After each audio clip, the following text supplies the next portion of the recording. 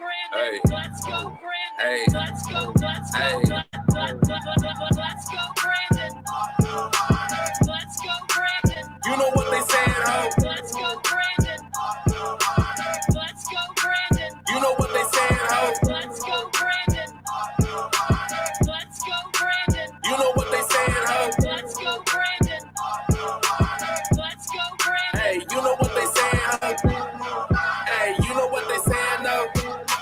Hey, you know what they, yeah, you know what they, yeah, hey. And I say it with a passion as I pull off in the Aston. Don't nobody like his ass, huh? Tried to cover up and tell the people, go Brandon. But we know what they saying, though. You can hear the chant in every post. Don't nobody want this commie cause we not in China. Everybody hated Trump and now they out to catch a body. That's what they get for treating us like we in Squid Games. Green light mandate like he's insane. These times people waking up to everything. Go Brandon, but we all know what the saying mean. Let's go Brandon. Let's go Brandon. You know what they saying, ho? Let's go Brandon. Let's go Brandon. You know what they saying, ho? Let's go Brandon. Let's go Brandon. You know what they saying, ho? Let's go Brandon. Let's go Brandon. Hey, you know what they saying, ho? Hey, you know what they saying, no? Hey, you know what they, yeah, you know what they, yeah, hey.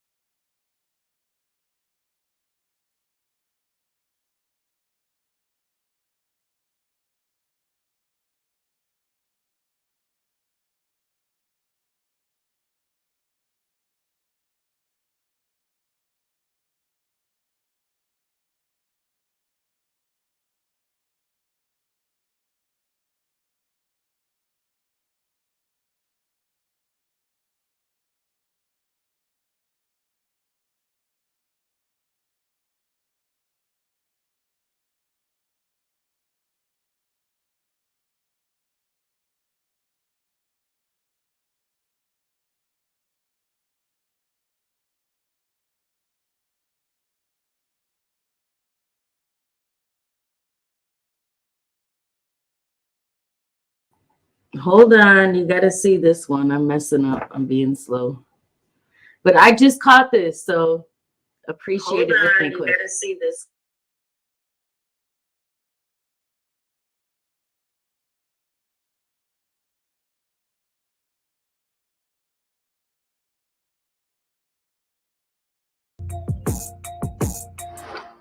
We, the jury, find the defendant, Kyle H. Rittenhouse, not guilty.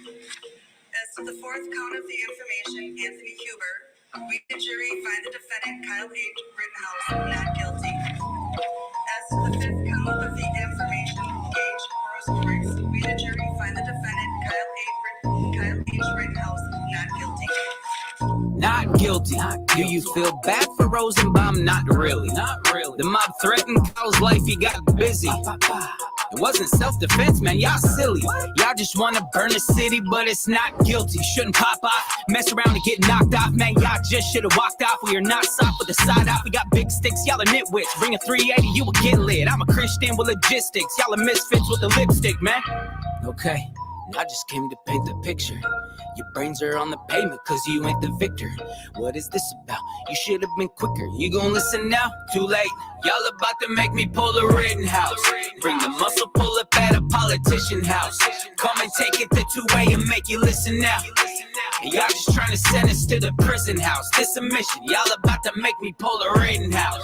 Bring the muscle, pull up at a politician house. Come and take it the 2-way and make you listen now. And y'all just trying to send us to the prison house. This a mission. Y'all about to make me pull a Rittenhouse. Listen, we don't want to do it. You're forcing us to move and you're forcing us to use it. You're forcing us to organize, and that is how I view it. Trust me, you are gonna be mortified if we decide to lose it. Okay, got the camo with the ammo. Call me Rambo. This game got the red dot for the headshot. Better get off my lane. And y'all don't want the smoke and y'all don't really want the pain. And y'all ain't nothing but a joke. It's nothing you can really gain. Okay, don't step foot up on my land. If you don't know, I'm about to tell you there's a line up in the sand. So what is this about? And please don't force my hand. You gon' listen now? Too late. Y'all about to make me pull a Rittenhouse. Bring the muscle, pull up at a politician house. Come and take it the two-way and make you listen now. And y'all just trying to send us to the prison house. This a mission. Y'all about to make me pull a Rittenhouse. Bring the muscle, pull up at a politician house. Come and take it the two-way and make you listen now. And y'all just trying to send us to the prison house. This a mission. Y'all about to make me pull a Rittenhouse.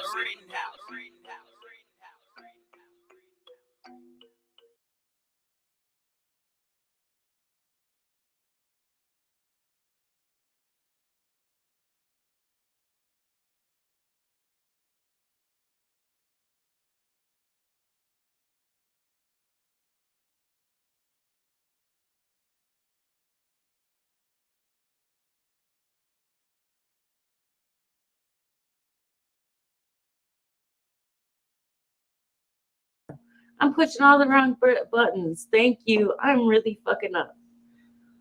Damn. I have to repeat all that. I just caught that song. Thank you, guys. Thank you. Fuck. I never knew that. Like I said, I should have known. You didn't hear me say that, but I should have known somebody was going to come out with a freaking song like that. It was hot, though. I'm not mad. I mean, the songs nowadays are like, what, 2-3 minutes long. So anyway, I was like, okay. So I guess make them mad. I'm not mad at all. And I can imagine dude to end up being a multimillionaire. But I think when I just briefed that, this is the first time that I really like I said, heard it, but listened to the lyrics. And you know, I don't exactly know. I mean, I know what he's getting at with the pot brewing. I get it, but in this country at this time, I don't think anybody wants to see that, really. I really, really don't think so. It sounds good, and sometimes I get enraged about it, but no, it wouldn't be good. But anyway, I just wanted to talk briefly about the whole fear mongering. Clearly everybody knows, and I'm going to use certain words so I can like walk around this without, potentially saying the wrong thing. Everybody knows about the South Africa issue and what's happening. So, and my good friend Joshi, what's up, Conscious Moron? I forgot that I didn't say hi to everybody. If I skipped you, I apologize. I was pushing all the wrong buttons, so my bad. But I appreciate everybody coming through. Hey, Carletta.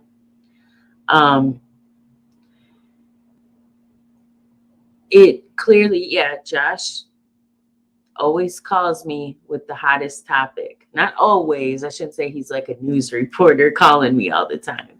But when something important happens, something that, he wants to alert me, he does hit me on the phone and say, hey, I just got this info from so-and-so, and, this is the deal, which I had read something about this online, but in that conversation, he also spoke about a lockdown and potential, how this is going to roll out with the mail-in ballots and what's going to happen for the primaries. So potentially them getting their way could happen.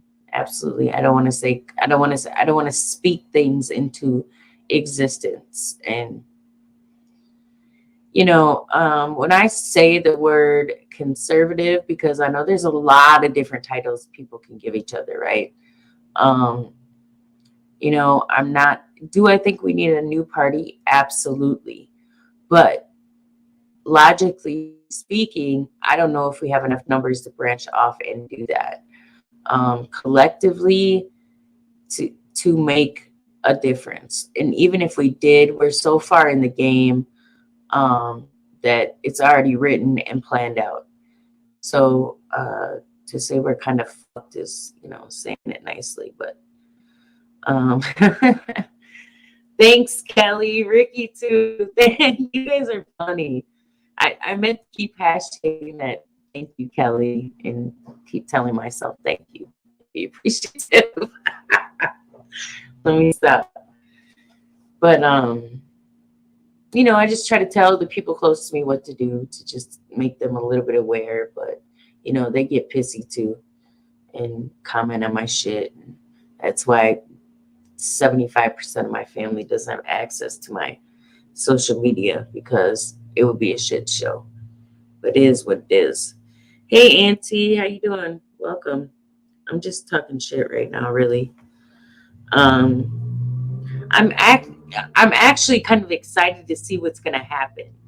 I really am. I'm kind of like itching to see how this is gonna go, because I'm not gonna let this deter me. I still have to get out here and make some kind of money. So hopefully, do I see a potential lockdown? Absolutely. I hope that doesn't happen, but I think it's a very big possibility. All I would say is just keep it moving, man. Be cognitive, keep your head on a swivel. You know how it goes, you know the rules. And somehow we have to figure this out. And let me get back to the conservative aspect. My idea of conservative may not be everybody else's idea, but we can run with many things. Like I said, there's libertarian, there's classic liberal, there's liberal, there's progressive, there's all these different far right, all these different terms, which really don't matter to me. I don't give a fuck about the labels. I could care less. I am who I am. Try to judge people by character. And I'm concerned with this whole thinking another party is going to work. I love that objective, like a people party. I don't know what you would call it, but how would we even make that work? And we see on YouTube that it's constant, race, everything. I swear to God, we could be talking about fucking sweet potatoes and somehow it goes right to race.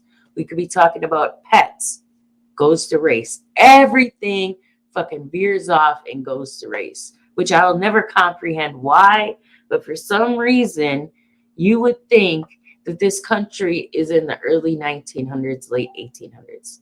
I swear you would. I mean, my son just called me today and he was like, Mom, I don't know why. He's like, nobody. He was like, yeah, I've endured racism. I've endured it, but nobody has stopped me from completing what I want to do. Nobody's holding me back. It's crazy to me to even think, that this conversation happens so much. It's like, it's tired. It's really worn out. I'm not saying it doesn't happen. Shit's going to happen, period. It's fucked up. Nothing's perfect. Okay.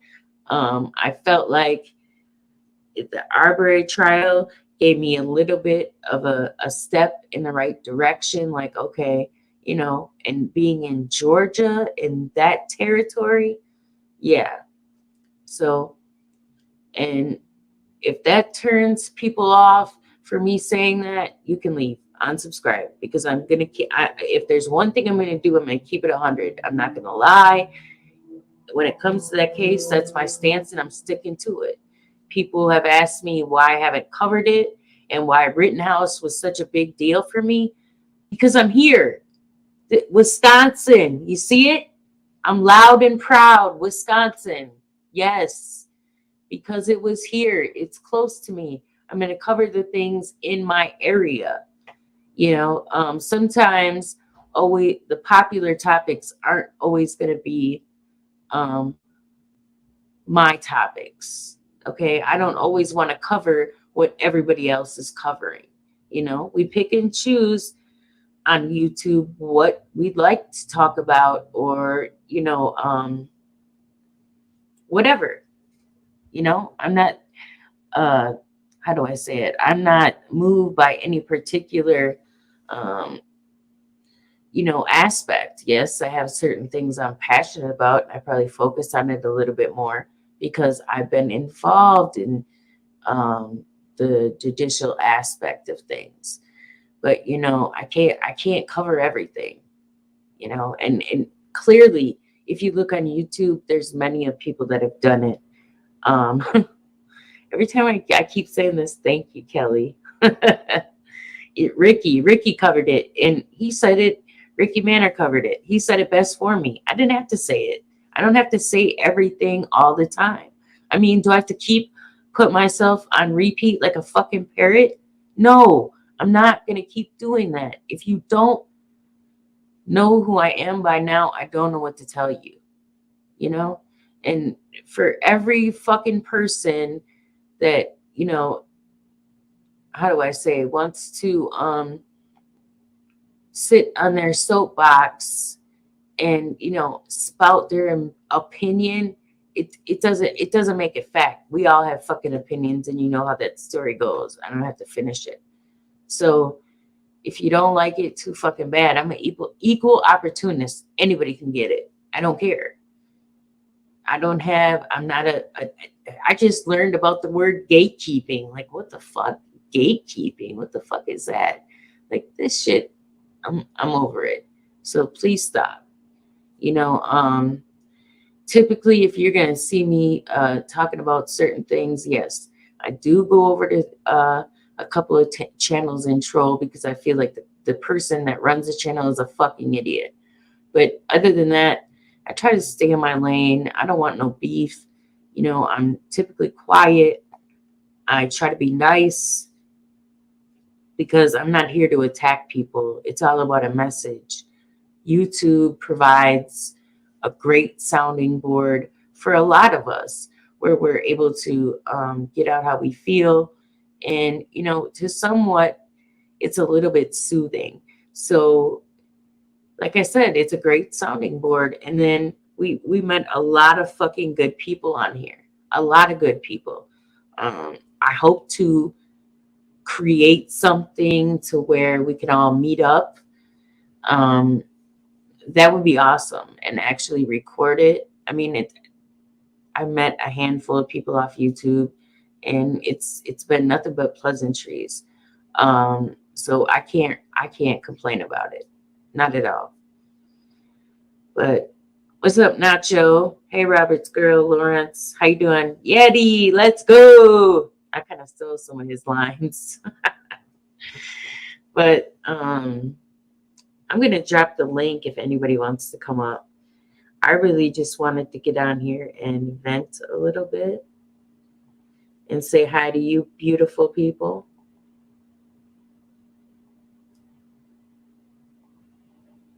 God damn. Haters, man. This is horrible. This is horrible. I don't know why everybody, you know, why would you waste your energy on being mean and spiteful? And I'm not going to do it. It's like a succubus. It's, you know, it will try to suck the goodness out of me. You know, I'm not going to allow that to happen. But some of this shit on here, I will never fully comprehend at all. I don't get it. I really don't. I don't like all that hateful bullshit. I really don't. Just don't. If you don't fuck with me, I won't fuck with you. Plain and simple. It's not hard for me. I mean, certain people were kind of forced to call out, when you do dumb shit. Yeah, but come on, man. That's, and to say a thought that it really bothers me to when you to put it up like all liberals feel this way, all conservatives feel this way. It's like, man, come on, this isn't even about left and right, and everything isn't fucking political in life. I mean, if you pick the fucking pumpkin pie over the sweet potato pie, does that mean anything? What, you like white people better than black people? Is that what that means? I don't fucking know, man. It's just bizarro land. Clearly, it's bizarro land. So, yeah. I mean, it sounds like, eventually it probably will it will come to drawing the line in the sand. I'm sure we'll see it by 2024. I'm not, how do I say this? By 2024, I believe the country will go in a whole different direction. Absolutely. I know we are trying to maintain power, but we're not going to be able to keep it. So we will see. And it's not going to be a race war. Okay. I hate when people do that. America has become a big, huge melting pot of different people. Okay. We typically the people that I know on here and that I really fuck with, we love each other. We don't have hate towards people. For what? That doesn't make sense. Hate somebody for what? An opinion? No. If you're not harming me, what am I going to harm you for? There's no point in that. I just don't get that. So they're just the concept of race war. No, not going to happen. Okay, let me see. I just want to make sure. I didn't know that name.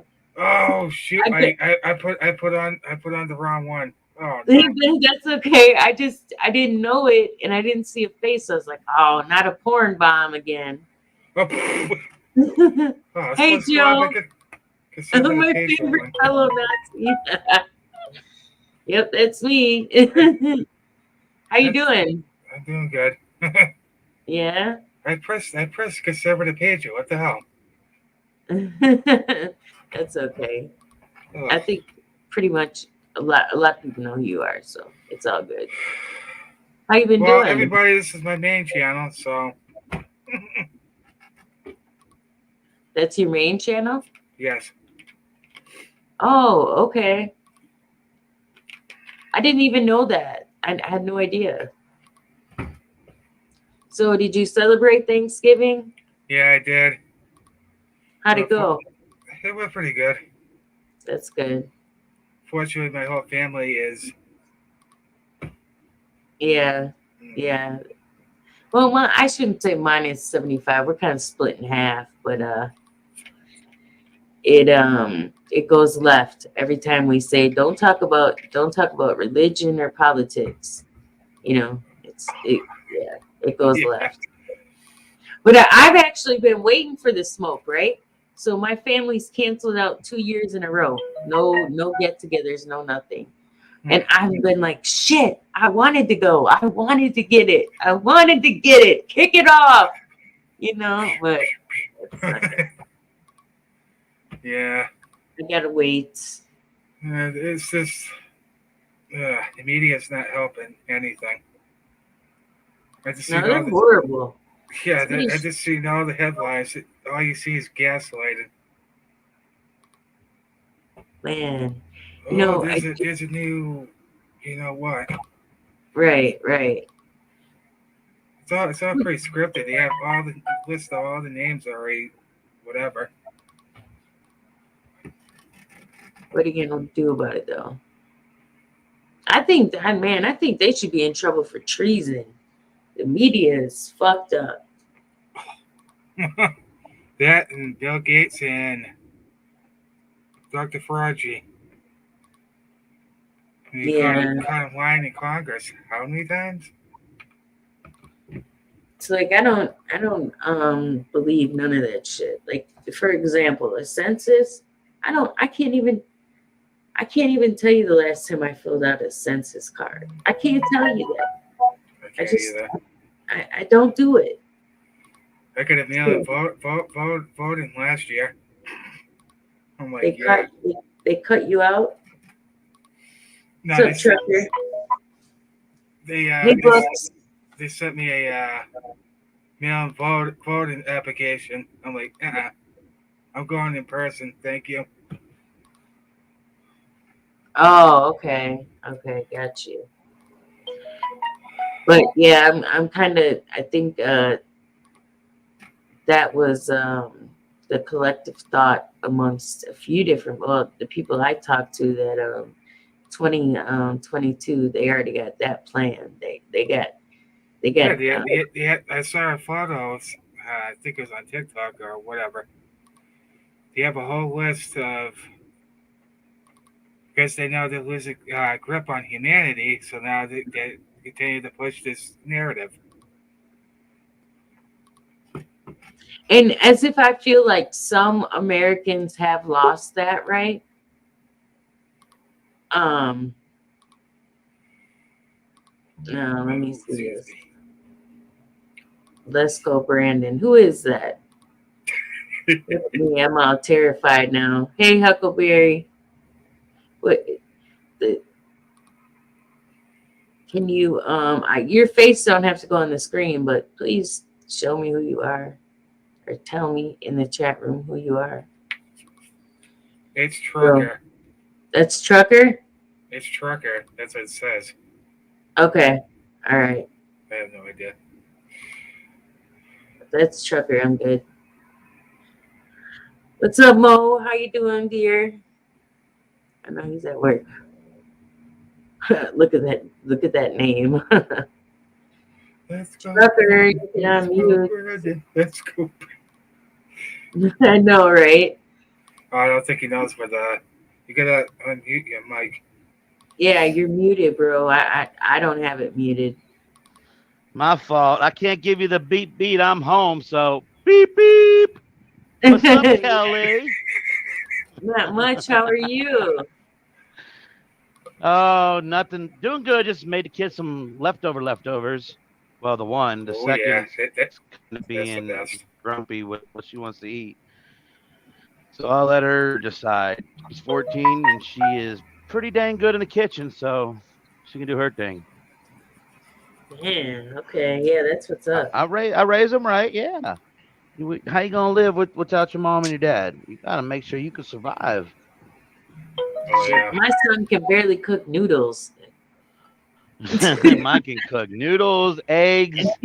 If you give her a recipe, she can follow it to a T. One thing I'm always worried about is her leaving the stove on or the countertop or the stovetop on. But other than that, she knocks it out of the park. She made some stuff the other day that blew my mind out. I was like, okay, I didn't even know that could work. But yeah, I'll eat some. Carolyn said, "Did you have turkey or duck?" Turkey. The ducks are still quacking. Okay, they're still alive. We're about to lob their heads off soon. Yeah. Well, that's how it goes. Hey, the leftovers to me are the best. Oh, man. I mean, that's what Lillian just told me. My youngest was like, Dad, this tastes good. I'm like, thank the microwave. I made her a turkey wrap tonight. Oh. They had turkey sandwiches yesterday. Tomorrow, I got the wrong thing. Robot. Wrong thing. So tomorrow we're gonna have like some kind of turkey gravy stuffing puff pastry mix go on with what's left before we go to the pot pie, because everybody knows the turkey pot pie is traditional. Want leftovers. Oh yeah, absolutely. I've never even tried to make a turkey. I mean, I have. Really? Turkey pot pie. Yeah, I've never tried that. I went a little too long this year. I had Hey, by the way, congratulations on the play. I know I'm late to the party, but I just wanted to commend you for that. Oh, okay. You're talking about the subs. You were borging a little bit. Yeah, Yes, thanks. you're 1,000 subs, girl. Yeah, I had help though. It's been crazy for me the last. Well, I know. Well, you got a good man behind you. Don't never forget who where you came from and who supported you and who pushed you up. Mo ain't no Absolutely. joke. Even though he's what they call shadow banned, still a good dude and speaks the truth. And the truth is what kills people these days because they don't want the truth out there. They want to lie. Yeah. Crap. That's why I'm on all pretty much a lot more platforms. There's ways to go around Silicon Valley. Well, Zach was saying that he was trying to get your spot. Is that what it's called? Your spot. Your spot. Yeah, your too. Trying to Yeah. get it functioning. It's good. Oh, okay. There's so many apps, man. I can't keep up. Yeah, there's Getter. Remember, Kelly, when they first came out with cell phones and we went from the flip phone to this touchscreen and everybody was like, well, there's an app for that. Well, I'm sure there's an app for that. Well, look, there's probably an app for that. Literally. You'd be surprised. I know I just aged myself, but I mean, let's go. Like, I was telling my kids the other day, you guys don't even understand. Like, I used to get online and wait 20 minutes for the damn thing to connect before I could talk to anybody on AOL. That's a pain. What's up, Ricky? I am chilling. What about you, Miss Kelly Ray? Same here. Same here. Thank you, Kelly, for bringing me on. You're never gonna stop that. You and Kelly, I know, are gonna keep reminding me of that. Thank you, Kelly. That was funny though. I'm sorry. That's too much to live down, man. Mo thought I got kidnapped. Mo thought you left him and he was gonna be stuck up there in Kenosha when the not guilty verdict came out. He was like, man, I done made fun of that fat boy too. Oh shit, let me get out of here. Kelly!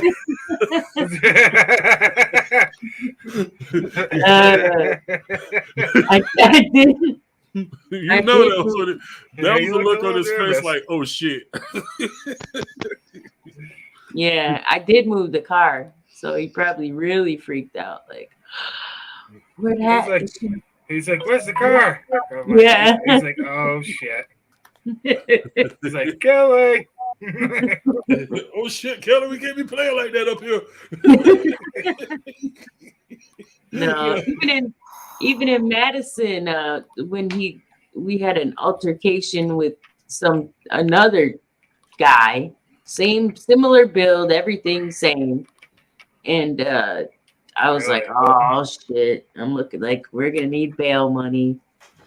But Mo was picking at that guy pretty hard though, man. I mean, like in the cookie line and everything. He first started messing with him, and I'm like, damn, okay, you got him. And he just kept coming after him. But he's like, see, I know that big motherfucker right there wants some cookies. I was like, oh shit. But yeah, my channel, I don't know if you heard. I don't know if it was RBR or Brandon Tatum's people that mass reported my channel, but I'm down for another 10 days now. That's a lie. Oh. That's a lie. You know what? I'll tell you what. Sorry, I had to. It ain't RBR's people. I'll tell you that right now. It ain't RBR. Oh, it's not? No. So it's got to be Tatum's people. He doesn't flag. Oh, no. Somebody got me though, and they got me. And it's all well. I'm gonna lean more towards it was Tatum because RBR released that video about me shortly before my shit got flagged, and I was gonna do a quick broadcast on him, inviting him to come and debate me. And then I looked up and I was like, "Fuck! What the fuck you mean my video's flagged? My account's flagged?" And this was a video that I made like months ago that they came after me. Yeah, you know that's how they do that. Yeah, months ago, not something I did yesterday or recently. This was months ago. Thank you, Kelly. Oh, I appreciate you, dear. Thank you for the Cash App. That's funny. She said in it, thank you, Kelly. I need to make that go viral or something somehow. You do. You need to make that moment in that video go viral because that shit was funny as hell. I saw most scared like. Thank you, Kelly. That's hilarious. Yes. I'm gonna put I'm just glad he's free now. Holy cow. Hey Kelly, you on TikTok? Yeah. I am. I'm everywhere. My TikTok slowed down when I renounced when I went in on Candace Owens and the Officer Tatum. They're like, how could you not like Candace Owens? How the fuck could I? I'm still a melanated man first, you know. Right. Like, there's wrong. Look, Yeah, man, everybody saw you. That is a brand in itself. I see big things for that. Honestly. Thank you, Kelly. No. Your brand when you came with the what is it? The Rebel. The Melanated Rebel. Yep. I mean, the thing is, people think that when they're dealing with me, they're dealing with a bootlicker or somebody that's going to get up there and just like shuck and jive and talk trash about black people. That's not my style.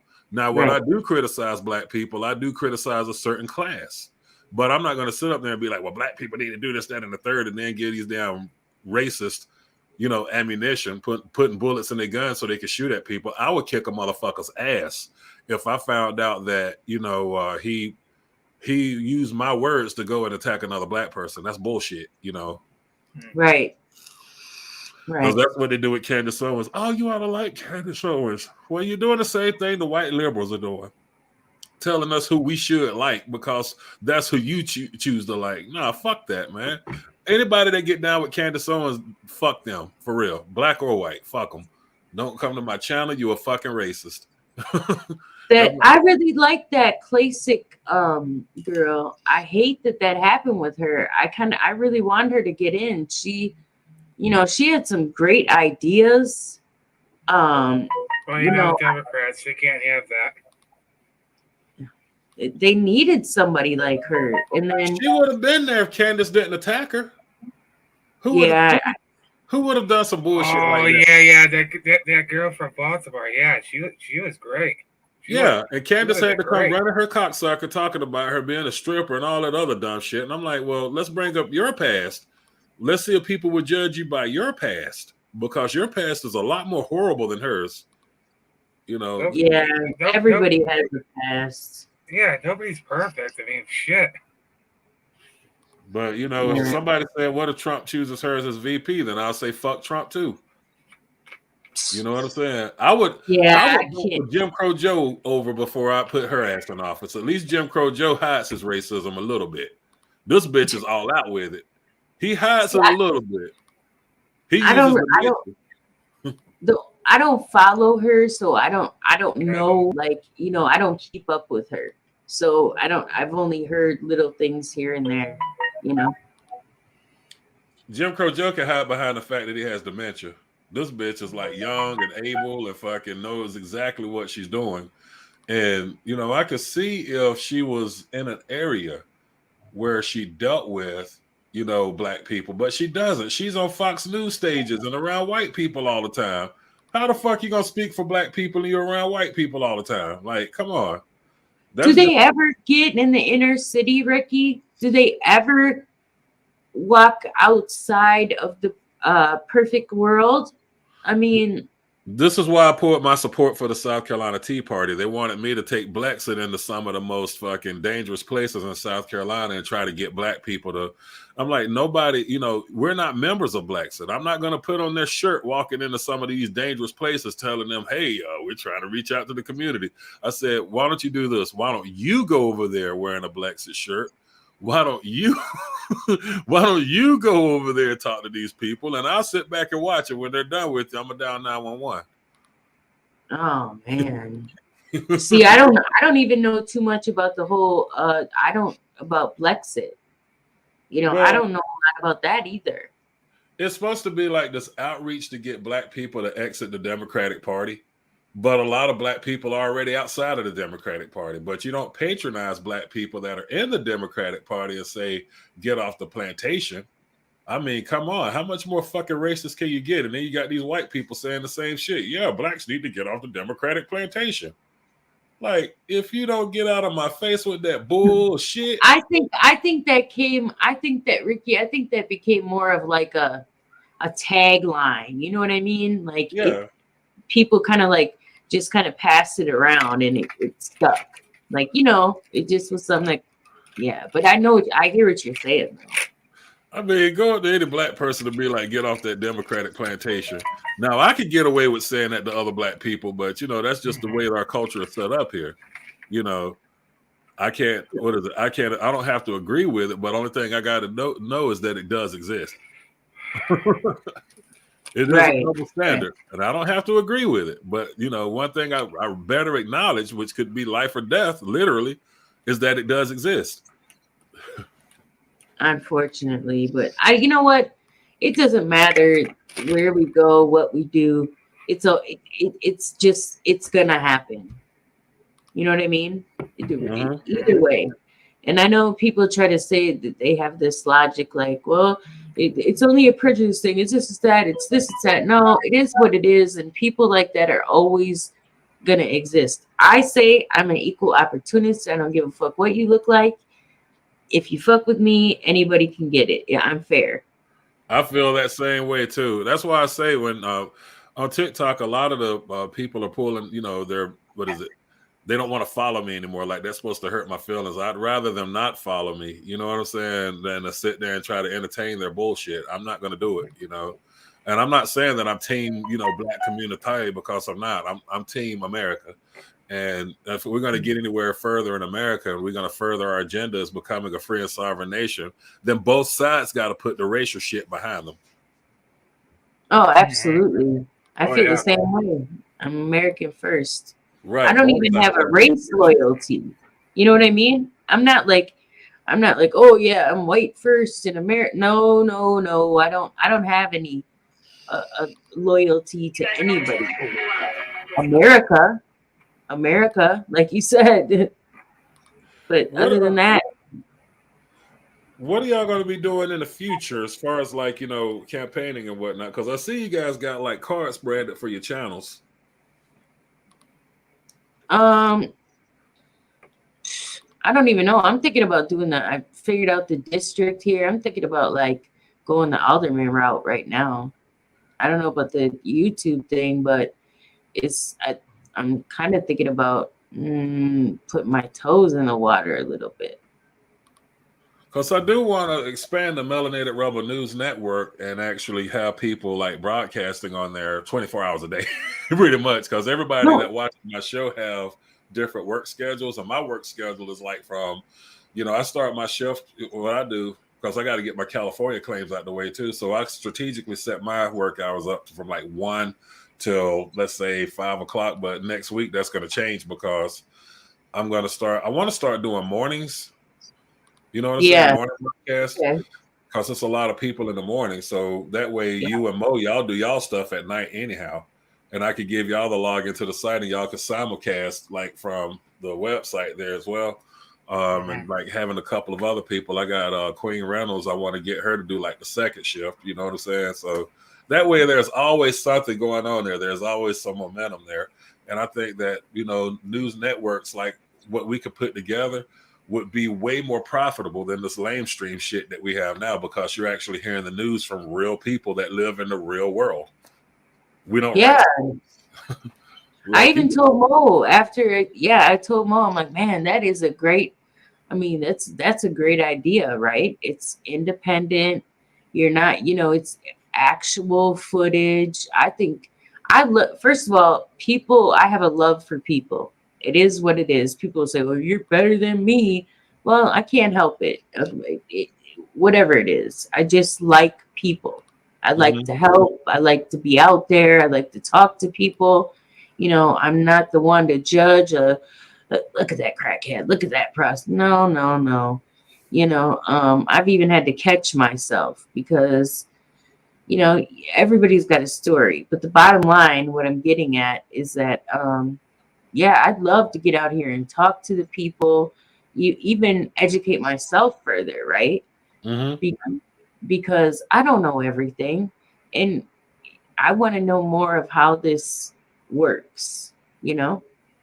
Because one thing I know I'm not going to do, no money can ever turn me to go against my people, period. I'm not going to go against Americans to tell people what they want to hear, to mislead them.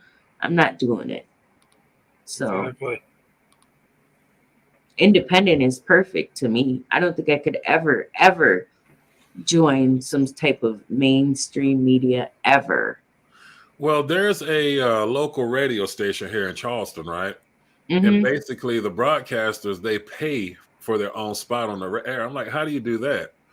Well, they go to these different businesses, and these businesses give them money to advertise during their shows. These like homegrown businesses and whatnot. So I'm like, wow, okay, that's a good concept. So I'm like, what if I was to get people to come along and they can, like, you know, that knows their area, and get local people to pay them to actually for their time to do what they're doing. You know what I'm saying? So that way, Right. you're not being paid by the MR News Network. You're being paid by your local furniture store, your local gun shops, your local pawn shops, your local, you know, your mom and pop businesses. Those are the ones who are paying you. And in return, they're getting national recognition. You see what I'm saying? Right. A lot of your mom and pop stores, they're actually putting their business on websites, like the vape shop that I'm going to start advertising for. She has a website. So basically everybody around the country and around the world orders vape. And if they could get the good deals there and use my, you know, my code, then she's actually probably going to get more business on her online accounts than she is in her actually brick and mortar store. Wow. Yeah, absolutely. And I like that concept alone. You know, we need to somehow figure out a way to work amongst each other to know who's selling what where, so we can stop spending our money in Walmart, Amazon, you know, and giving it to everybody else. I'd rather have us pass it amongst each other, you know? And that's how we will build our economy. Right. And the people up top will be like, what the hell's going on? How are these people living so well? We taxed the shit out of them. They're still doing all right. We fucking did this, that, and the third to them, and they're still doing all right. What's really going on here? How are these cars getting sold? How are these people just like surviving without us? Yeah, absolutely. You got to figure out ways around it. And, you know, that's why I say, like, for me, I don't get nothing accomplished when I have my hand in 7 different pots. Nothing ever gets cooked. Right. You know, so I kind of have to have a tunnel vision on certain things to get it done. Well, Melissa coming into my life was one of the greatest things that happened for what I do, because I don't have to do as much work other than just focus on delivering the broadcast. Right. You see what I'm saying? Well, before Yeah, that's awesome. That's awesome. And before, it was me out there having to knock on doors and call this person and call that person and set up this appointment, set up that appointment, all the while trying to run my 2 businesses. I have a filmography business as well. So I'm doing all of this stuff with that going on. And I'm like, I'm not even getting time to go to the gym. I'm gaining weight. Right. And people are out here, you know, I looked on Facebook yesterday at, like, you know, some past friends, and I'm like, wow, I'm so happy. Like, I'm seeing their kids doing good. They're, you know, being successful, got multiple different businesses. I'm like, yeah, I need to really stop bullshitting so much, you know? Oh, Daddy Rabbit's in the chat. Daddy Rabbit, I hung out with him before. I hung out with him. I've hung out with Night Stalker. Well, of course, at Melissa's house. I've hung out with Country Living. Really? Yeah, my producer had a big ass barbecue, and we all hung out there and ate barbecue for the day and chilled out with each other. Got a chance to meet each other outside of, you know, the social media thing, because it's a lot different when you see people in person, man. Yeah, it is. Yeah. And I wanted, you know, I really want to do a rally. I do. And when I said that to Mo, he was just like, like, just thinking how much work it is. But I'm like, no, I want to do it, man. Like, how do we do it? It's kind of hard for me, because every time I turn around, especially as a melanated conservative, my stumbling blocks is I always run across another bootlicker. You see what I'm saying? Or somebody that be like, man, we ought to get Blackson involved. And then you have to tell them why you don't get down with Blackson. And they looking at you all sideways like, but you're black. What do you mean? Like, we don't need that kind of damn negative attention. I'm sorry. I'm not putting them motherfuckers in my business. Or they want to trigger you involved. They did it furthermore. I think that was somebody, I forgot. I think his name, Tommy Guns. And he kept it all like grassroots. It wasn't any like big talking heads involved or whatever, you know. It was all like the grassroots, and they all got to speak. And I mean, they had a great time from what I see. And I'm like, we could actually pull that off again. And it doesn't have to be about Trump or, you know, any of that other shit, whatever. Just, you know, patriots, like you said, American first. Let's do it. That's you know. And that's another thing. Everybody's still on the Trump train. And I'm like, the Trump train's done stopped. We got to move on. The Trump train's gone. It's not coming back. You know, 2024 Trump's going to be too old. We need to start focusing on who's going to sit in that place in Washington in 2024. Some people are saying the scientists, whatever. I don't care. We just need to put that damn Trump shit down. It's over. You know, MAGA is still the team. Even though we don't have the same coach, we're still Team MAGA. But Trump is not MAGA. Trump was on the team MAGA. He's not on the team anymore. So, you know, only thing he can do is talk from his echo chamber right now. And until then, we as Americans need to move forward. Because, I mean, sitting here focused on Trump and Trump this and Trump that. I mean, Trump ain't doing shit for nobody right now. Trump's okay. He done served his time. He served his purpose, and that's a good thing. But, you know, he's gone. You know, and what we have now, you know, is a bunch of patriots that are still sit back screaming, let's go, Brandon. But what good is that doing? You know, we got to start reaching out across the aisle. We got to start being bipartisan with this shit, because there's a lot of things I think that we could agree on. I made a statement last night. Let me see if I can find it real quick, because I really think that you should hear this one. But basically, it's talking about critical race theory, right? And this was on my what is it? I don't understand the concept. I feel like, why introduce children to something that they're not, you know, like, why bring them? That's gonna to me, it's like putting new ideas in their head.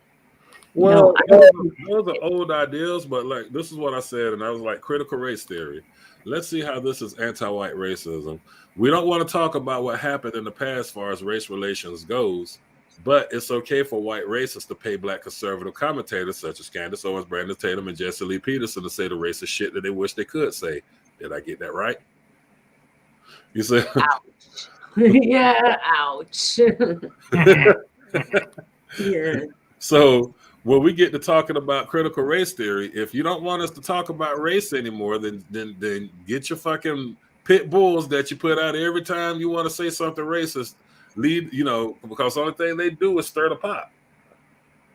You know, so I'm like, okay, so we're gonna get rid of this racism shit, then we got to get rid of it on all sides, because both sides, in my opinion, are equally corrupt. We got to stand in the middle. We can't stand on the right. We can't stand on the left, because I'm sure there's some leftist issues or leftist things that we could get along with, that we can say, hey, you know, this is what it's all about. Yes, I think gays should have the right to marry each other. It ain't my business. It's not affecting my household. It's not up for me to tell them how they should live their lives. If a man wants to be a woman and a woman wants to be a man, well, in my opinion, well, I won't say that because I won't, you know, mess with your channel. But if that's what they want to do, so fucking be it. You see what I'm saying? So it's like, don't sit back and just be like, well, I'm on the right and I'm against everything the left has going on, because people on the left feel the same way. And they have a right to call us if we, you know, because I'm a right-leaning conservative constitutionalist. I'm not a Republican. I would never wear a political title again. Because, I mean, think about it. Tulsi Gabbard, right? If she ran for president again, I kind of liked her a little bit, you know? Yeah. And if she ran for president, I'm going to be like, okay. And if she's running against Trump, Tulsi Gabbard all day, every day. I'm sorry. She's got the youth. She has the know-how. Yeah. If we could, and I think what she should do if she ran for president, put a Republican VP under her to keep her in check. You know what I'm saying? That would work perfect. I think that's a good idea. I mean, that a lot of people, say that, no, I won't work with her, she's too left. And I'm like, well, I don't know a lot about her. I kind of looked at some of her ideologies and I was like, well, I know she's ex-military combat. Like you said, she's got the youth. She's younger, so she's more down to earth. Because, I mean, we keep putting these old men in there. We're not going to get any different result, in my opinion. They're it's like, my dad's a great guy, but do I want him as the president? No. Because he doesn't really, you know what I mean? He doesn't understand even my generation, let alone the ones coming behind us. You know what I mean? If Trump was your father, or if Biden was your father, these are people we're putting in high positions that should be retired. These are the people that if it was a bad snowstorm, we're going to make sure that they got their medicine and they got their food just in case they get, shut in, that they're okay. These are the people that we would call constantly on a daily basis if they wasn't the president to see if they're all right. Hey, how you doing? I ain't heard from you in a minute. You feel me? And you'll come to them every now and again and get wisdom, but you would take the modern world and your experience in the world and couple it with their experience to move forward.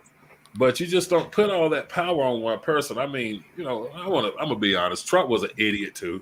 We sit here and talk about how Joe Biden talk. I mean, this man went on for like 5 minutes one day talking about wheels are older than walls and shit. I mean, come on. He was. But I can't help it. I like that I like that like manly arrogance. Fuck you if you don't like it. I want to hear that. Yeah, he was a grumpy old man. I mean, I don't want to hear this little like I don't want to hear the nice stuff. I want to hear it raw, uncut. Just give it to me, Yeah, but see, the thing is, here in America, there's a difference between giving it to you raw and being downright rude. I like Trump because he did give it to us raw. Now, a lot of times people will say or will mistake somebody's personality with, "Oh, I just tell it like it is." When really they're just looking for an excuse to be a fucking asshole. You see what I'm saying? I tell it like it is, but they give unwarranted fucking opinions. If I didn't ask you for it, I'm not asking you to tell it like it is. Give you a good fucking prime example. When somebody, when I'm gonna tell you, I'm gonna confess something to you on your show that nobody knows. Ooh, okay. Why do you think I had a Confederate battle flag as a backdrop? If I had to call it, yep. Trigger machine. What else? Probably. I don't know. I think it's. It's simple. Okay, you tell it, because I think trigger machine when I see it. That's one reason. Second reason, it gets people's attention. Third reason, when I say the things that I say, people aren't trolling me saying, "Oh, you're one of those Black Lives Matter people. You're one of those Antifa people." But I still got the same talking points that I had when I first started. I changed the background. Now everybody want to listen. You know what? I never thought of that. That never crossed my mind. But that's black actually man with a Confederate battle flag. Because I was like, I'm sitting here like, why are people coming at me like this? And I looked at my truck one day, and I'm like, the answer's on the back of my fucking truck. Let me take this off of my truck, put it up on my backdrop, and let's see what we're talking about. Because see, the reason I know so many people in this town is the first thing they'll say is you're black and you got a Confederate battle flag. What's your story? And we'll start talking a little bit about history, but by the time the conversation's over with, I'd have made a new friend. Yeah. You see it on TikTok too, though, don't you? With other people down south, black people down south, they have this flag. I've seen it. Yeah, it is funny because it's the same thing. Now, on TikTok, it'll be the dudes that'll be like, fuck you, your Uncle Tom, blah, blah, blah. But in reality, the dudes don't say shit to me. They see how big I am, and they see that I'm packing. They shut the fuck up. Black women, however, will walk up and be like, "Yo, brother, what's up with that flag on the truck?" We get to talking. You know, it'll start kind of rough. By the end of the conversation, hey, you want to come over next week for dinner? Oh, well, hey. Yeah, at least it sparks the conversation, though. Yeah, it sparks the conversation. And I learned that from an old man. He had a 1928 Roadster. And I'm sitting at the gas station popping my gas. And I was like, man, are you a car collector? He says, no. He says, I'm a lonely old man. And it starts a conversation. It's like, what do you mean? He says, well, you didn't know me from Adam when you started pumping your gas. Here we are 25 minutes later. We're having a conversation. And we were just talking about everything. It started with that car, but it went from that car to life. Right. And me and that old man are still friends to this very day. Wow. That's a good idea, man. But see, here, I'm worried that somebody would smash our windows out or something. Probably they would. Yeah. Y'all don't live far enough out in the country for that to happen. Yeah. It's like really when we got in a position to do it, it's too much, you know? So I have to hope for the best, I guess, and try to hold out. But I don't think it's going to get any better. The housing market just sucks, but that's another story for another day. Yeah, I just confessed to you on my show why I do what I do. This is a conversation starter. Well, yeah, that makes sense. Hey, Cat 504. Man, I appreciate you guys coming up here. Ricky, I want to really talk about your network and doing something with that because that I think it's a hell of an idea that could go in so many different directions. I would like to have you guys a part of it because y'all brave, man. Like, you know, I don't need no pussies in doing what I'm doing because I mean, y'all went into the belly of the beast. Oh yeah, he's done it way more than me, but hey, I'm down. So, do y'all ever come to Washington at all? I've never even been to Washington. So you wasn't in Washington when Mo was laid up with Marjorie Taylor Greene? And we weren't together then, fool. Oh, okay. I would have had, man. Oh, don't go there. That's why I said we weren't together, fool. Oh, like what? Like he done hooked up on all up on a different woman, and you sitting there watching like.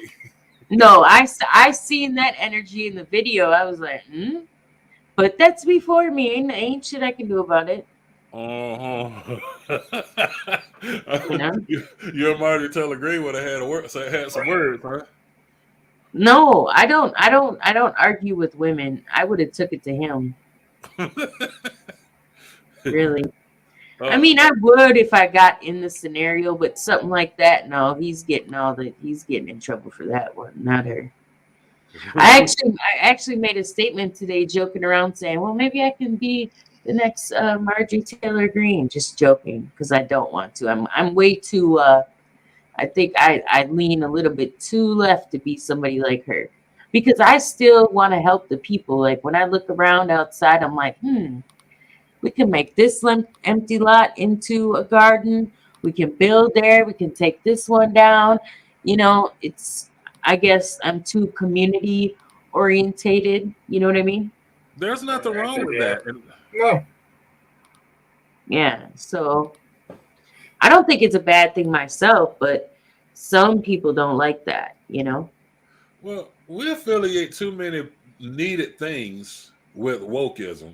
For instance, you know, when they talk about racism, you know, if you're a white woman and you talk about racism being wrong, then they'll call you a social justice warrior. Yeah. Yeah, I can't win. They can't. Or they call you a coon. Yeah, so you can actually talk about this shit and not be, you know, the only time I get mad off when I see a white person speaking on racism or black, you know, how blacks, the disparities of blacks in this country is because they're doing it for clout. They're not doing it to serve a purpose. You don't have to start, you know, chewing bubble gum and fucking, you know, wearing baggy breeches or, you know, short, like Rubia Garcia. You don't have to be Rubia Garcia to show your concern for black people and collecting money and claiming that you're down for the cause when really you're just standing to get yourself further in the career. And you should, and if you're white and you're from that position, you should be listening to every black voice, not just the ones that are claiming that they are oppressed. You see what I'm saying? You should listen from every angle and not ridicule one black voice over the other. But this is a subject that we have to have because it's not going anywhere. Now, when they start talking about critical race theory, why don't they do this? Instead of talking about critical race theory, just talk about real American history. That's all wrapped up in it. Let people do their own math. Yeah. Hey, Kev, Hey, how you doing, sweetie? What's up, Happy Kev? Thanksgiving. What's up, man? I agree with you on that, man. Just tell the truth. Right. Just tell history how it really was, and and get a little deeper. I know, I learned more about the damn queen overseas than I know about shit that happened here. Right. We teach European history out the ass, but we just need to teach the truth about our own because I have a lot of Caucasian friends, throughout life that once they graduated college and got in the real world, especially when they moved to New Orleans or they get to see what it's really like, they feel like, okay, well, this was some bullshit, and they Right. still waking up to some of the things, some of the truths of America, and I'm like, no, dude, I mean, mine come from was told to me about some things. All of it's not true, but a lot of it that is true is not documented, so that's why people get kind of crossed over with American history. Really? Mm-hmm. Man, I tell you what's crazy though, when I look at the whole CRT thing and they're talking about it being taught in school, the only people I see that are objecting to it are the same motherfuckers that'll sit around and listen to Candace Owens talk $500 worth of shit about black people. You know what I'm saying? Why are you Well, see, this is worried? the thing about critical race theory to me. What are they talking about? I don't believe in shaming white folks or trying to sneak in the acceptance of certain communities and stuff like that. There seem to be some things that one side is trying to push in with that, you know, that's not history. No. Yeah. I mean, if you want to teach history, go ahead and teach the good and bad about the America. That way we can come together. People can accept it once it's acknowledged, and you try to keep moving forward instead of waking up every new day and say, "Damn, this messed up and this wasn't accurate." But I don't the critical race theory. I don't need to be studied as a race. Just tell No. the truth about history. Just tell what really happened in history. If we're going to talk about Thanksgiving, let's talk about what led up to Thanksgiving. Let's talk about the people who tried to romanticize Thanksgiving to what it is right now.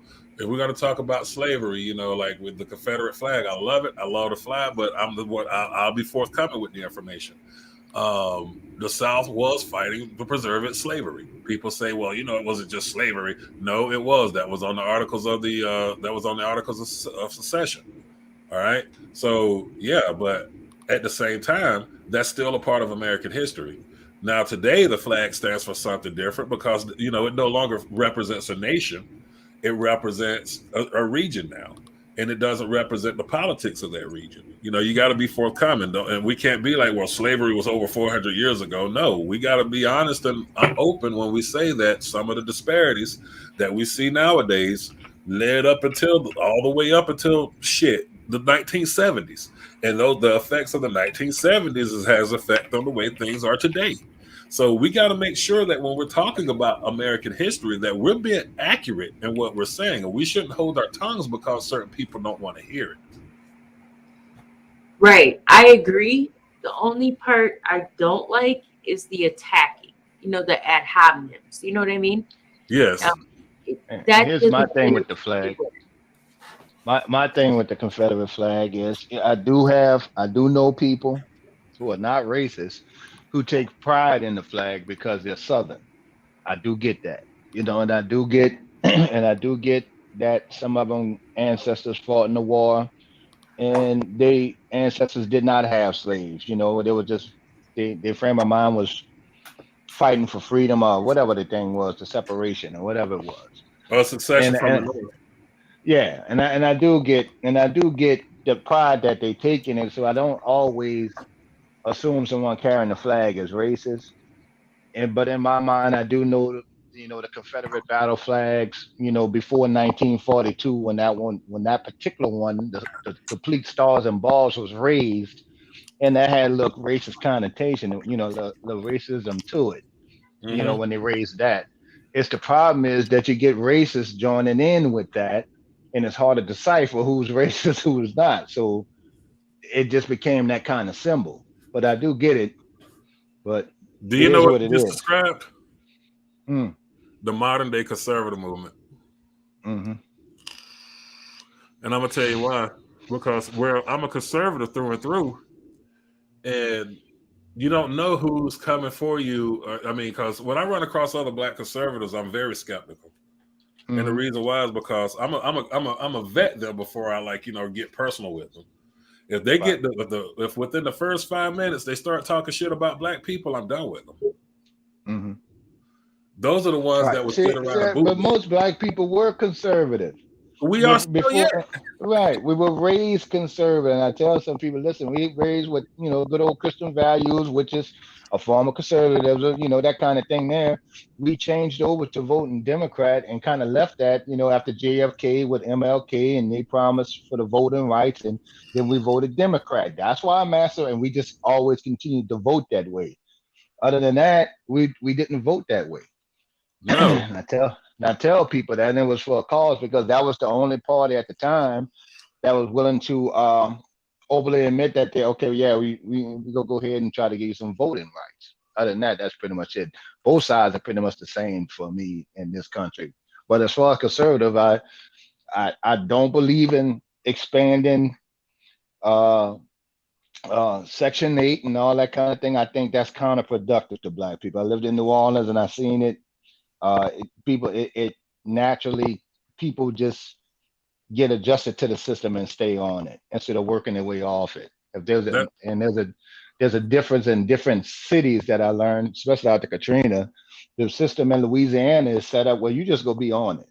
The system in Texas, well, you'll be on it. They'll give you the assistance, but they'll also put you in a trade school. And even after you start working, they'll just slowly decrease the amount until you get on your feet with your job. Okay, that's different. That's working you off it into getting into a workforce, which in Louisiana is quite different. That's one thing good that Gray Davis done in the state of California. He had what they call the Welfare to Work program. And I was just moving into California when Gray Davis was the governor there. And when I went into the unemployment office, not only did I see training classes, I saw suits. So if you came in there and said that you didn't have a suit to go to a job site on, what size do you wear? You see what I'm saying? All of this was sponsored with state dollars, and these weren't cheap suits. This wasn't shit that was donated to them from the Salvation Army or anything. These were like real suits. So when you went into these job sites, you was looking like $1 million when you came in. Right, you're looking like you're coming, professional. Look like you're coming to get into the workforce. What you say that BMT? Hey, what's up? So, all right. Hi. I work with the schools. What grade are they teaching CRT in? Well, from what I'm understanding and listening in conservative circles, the people are more rejecting of it than they've shown that people are actually studying it. So okay. The question I asked was, what grade? And I keep hearing, they're teaching. But when I asked that question, and I work in the schools, nobody ever tells me. Or when I ask the other teachers, nobody ever tells me. So where's this CRT being taught? That's a good question. You probably have to look toward the West Coast somewhere. I think that's where they push a lot of that. But it sounds like people are making up stuff. I think it was a concept. I don't know if it fully came to birth. No, it's taught in law school. It's it's in law school. It's a law. Okay. It's a study in law school.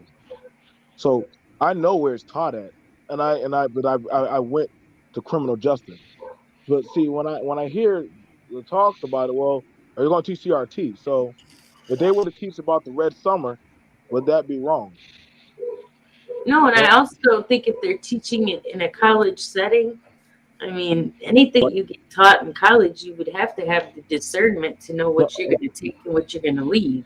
Okay, but what if they taught the Red Summer in high school or in middle school? Would that be wrong? I think they should teach it. Yeah, they should. It's part of history. Now, do y'all know what the Red Summer is? I sure do. Okay, so you would have no problem with them teaching that, right? Hell No. no. Okay, so yeah, as long as it's history.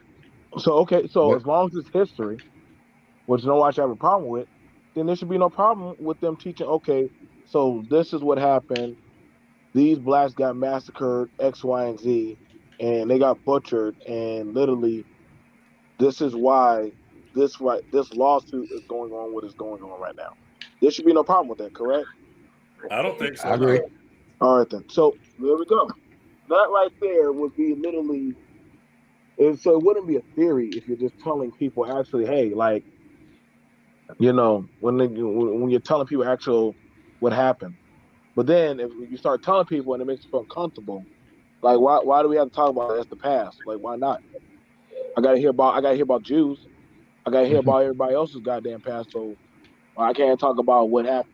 I mean, I'm everyone just else's asking. history. Yeah, I get you. So I mean, why should I give a fuck for anybody else's history if anybody can literally say, well, yours, get over it. Well, they're clearly not going to teach everything anyway. It's picked over and spat out what the school system decides. It's not everything isn't going to get covered. You know that they're going to pick and choose. Okay, so what about so I would ask the question. So the CRT, do y'all know what CRT is? Critical race theory. Yeah, do y'all know what it is? No, I don't know the I teachings don't know of it. all the ins and outs of And it, I but think that's the debate. What it is you're teaching. I mean, Are you speaking in I the was at a school board meeting. LGB community? TQ. Are we looking for sympathy, or are we trying to change our kids to make them, more accepting of a whole lot of other things, or are we just trying to teach the history of the country and include everybody the way it's supposed to be? I'm gonna agree with psychopathiots here. I suggest y'all stop listening to right-wing fearmongers like Tucker Carlson and start fact-checking your talking points. I agree with this, and I'm gonna tell you why. Okay, and this is the when it breaks it down to it.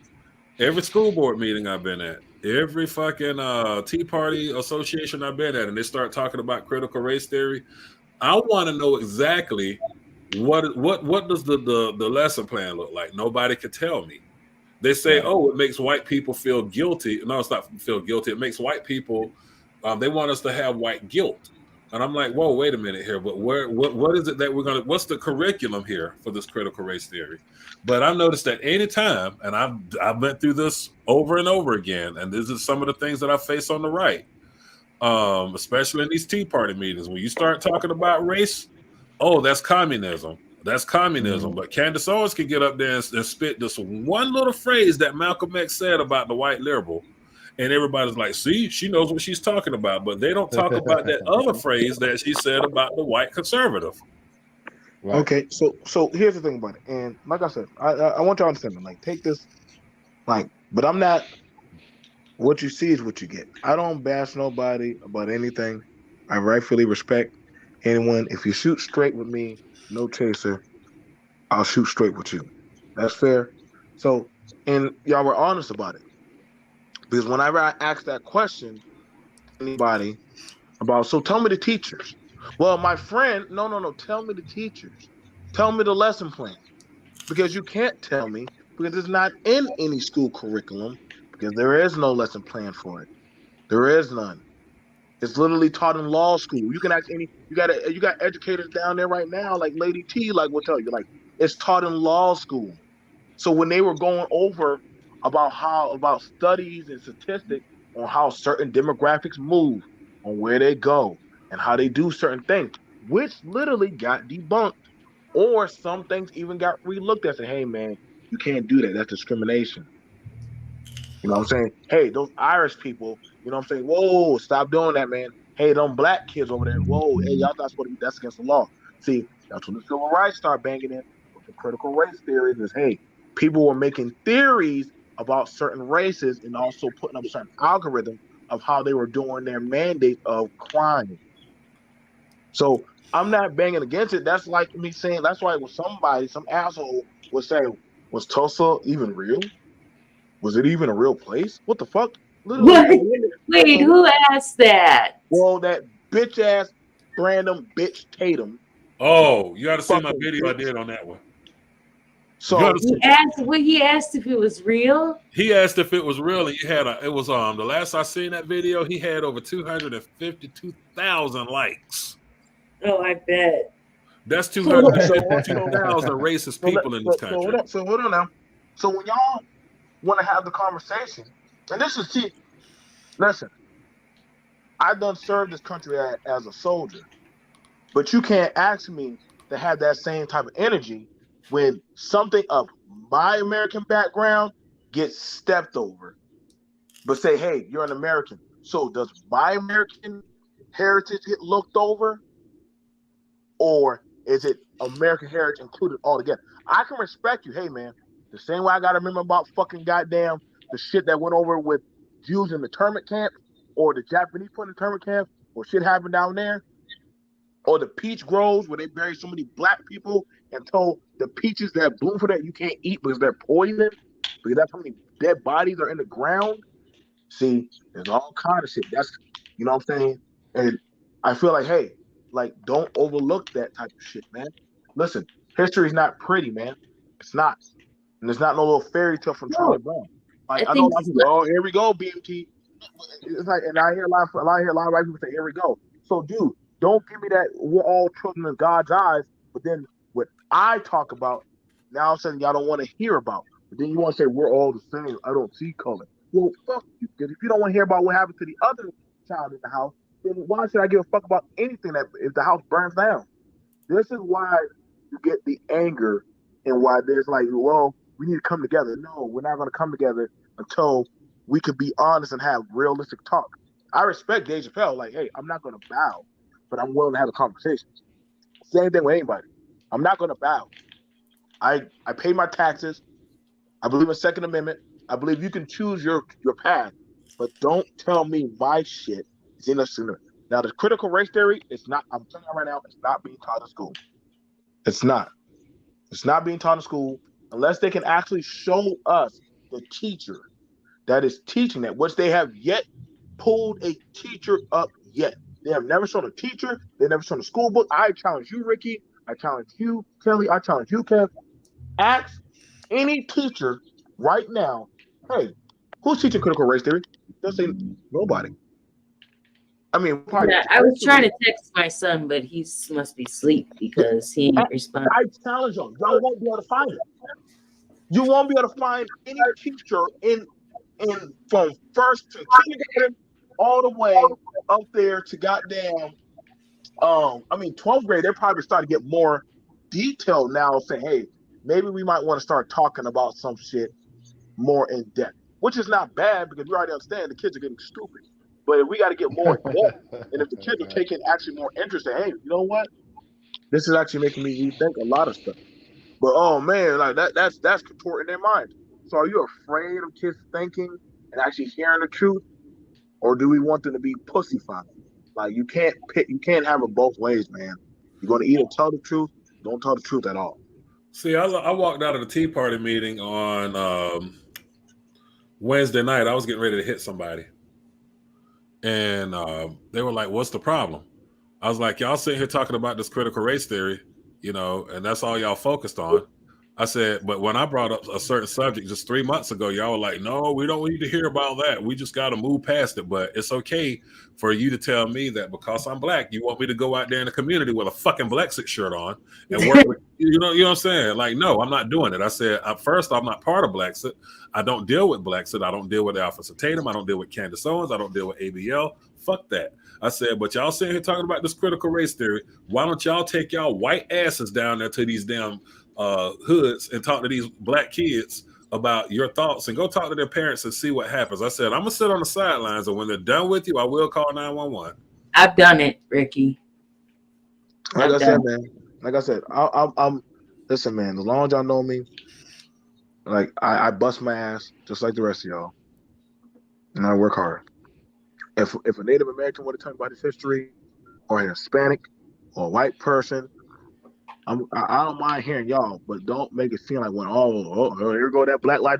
No, dude. I don't know why everybody thinks I don't know why when somebody black dies, everybody thinks BLM gonna rush in. That's like saying when a white boy gets shot, is Proud Boy supposed to rush in for y'all?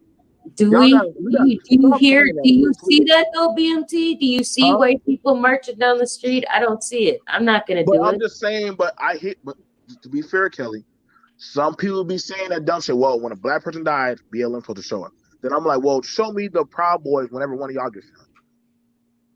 No, we don't have they're a gender group showing up at all, really. Okay, so, I'm just being fair. Whenever a black person gets shot, okay, then you're gonna say BLM. Whenever a white person gets shot, I better hear Proud Boys on the opposite side. If we're gonna keep playing these games and throwing sludge in the certain on you're not gonna see that. Where do you see white folks marching down the fucking street about somebody getting shot and killed? Where? George Floyd. George Floyd. I'm talking about for another white person dying. Where is it? They were doing that for that. They was doing it for the dude that what you call it shot, didn't they? Didn't they do that for the dude Kyle Rittenhouse shot when they marching for that?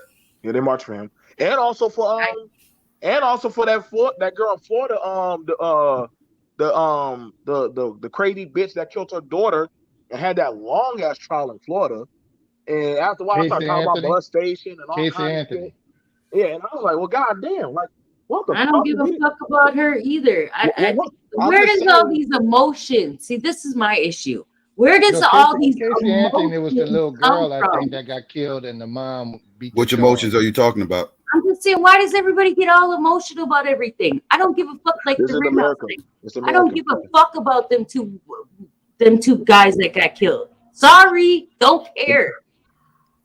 Yeah, but there are things you do care about that you will get emotional over. I get it. Yeah, yeah. My people, my bloodline. Right. But other than that, I'm not going to be out here stomping the fucking ground for everybody. Listen, just not gonna do it. Kelly, I want you to think about this. But didn't you just make a trip out to the courthouse with Kyle Rittenhouse? Because it's my area. I live here, so yeah, I'm going to cover it. Yeah, I'm not criticizing you for doing it, but I'm just saying. But you did it because you cared, right? You was emotionally invested. That's why you went out there, right? I've done a lot of stuff in my life that I've emotionally been invested in, mainly prison reform.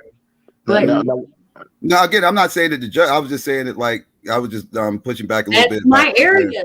So being honest, in my resume, what I've done in my past has been prison reform. So this situation was kind of like, it parallels for me. Mm-hmm. So I'm gonna show you this. I'm gonna show you how. Everybody has a passion. So when y'all bring up, I agree. When y'all bring up those crazy ass motherfuckers, which I don't give a fuck about, I don't know nothing about them. I always throw at people Charles Manson, and I always throw that at them. And I said, where was America man about Charles Manson or Ted Bundy? What year was this? I don't think I was born until 78. Now, do you know what were people doing for Charles Manson and Ted Bundy? Or Jeffrey Dahmer? Oh, yeah, what were they doing? You know what? Great example. I will play into this right now. Please, I know the answer. Play the game.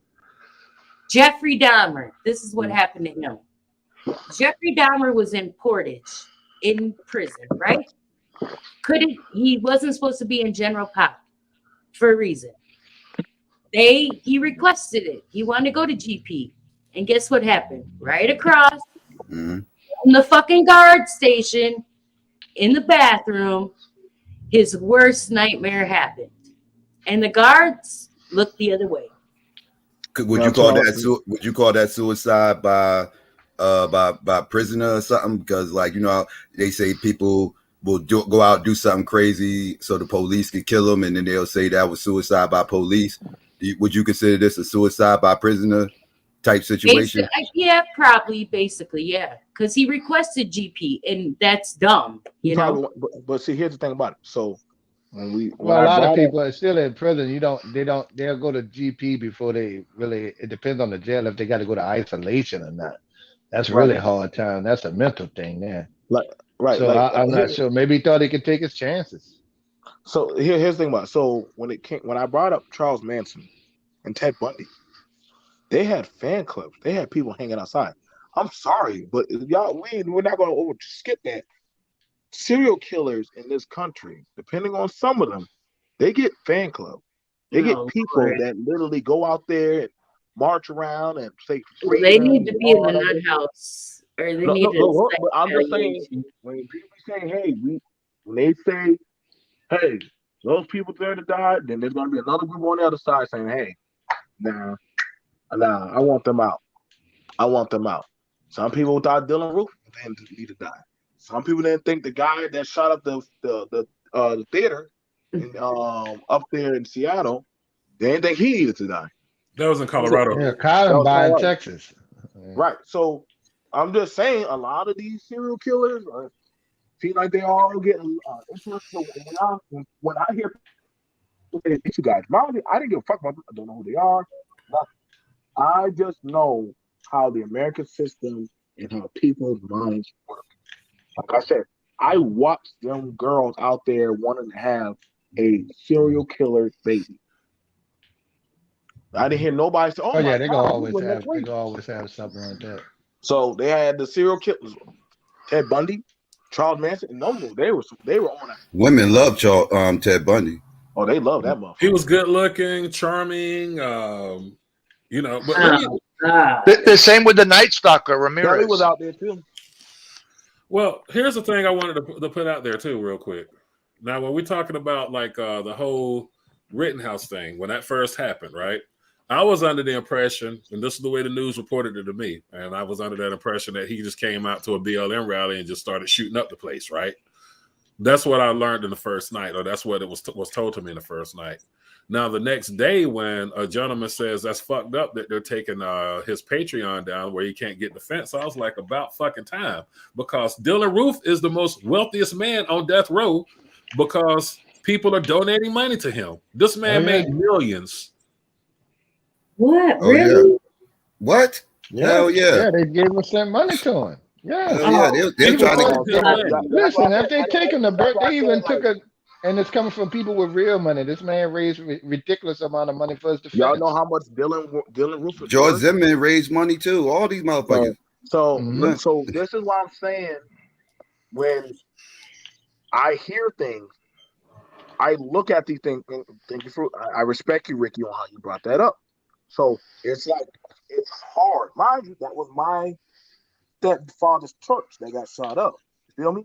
So when I go in there and I see bullet holes and I see a motherfucker pay money for killing my congregation, but then I hear people say, "Hey man, like, y'all don't do that for Pookie." What the fuck you mean, dude? Like, these are innocent bystanders, dude. Why do y'all keep doing that? Like stop doing that. Like, that's like see, I don't like these fucking games that people play, these unintellectual games.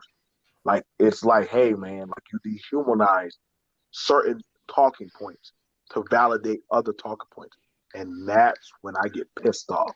We'll never be able to save the world. What am I supposed? What? Well, no, Kelly, nobody asked you to say the world. Why y'all keep trying to make like nobody's asking y'all to say the world.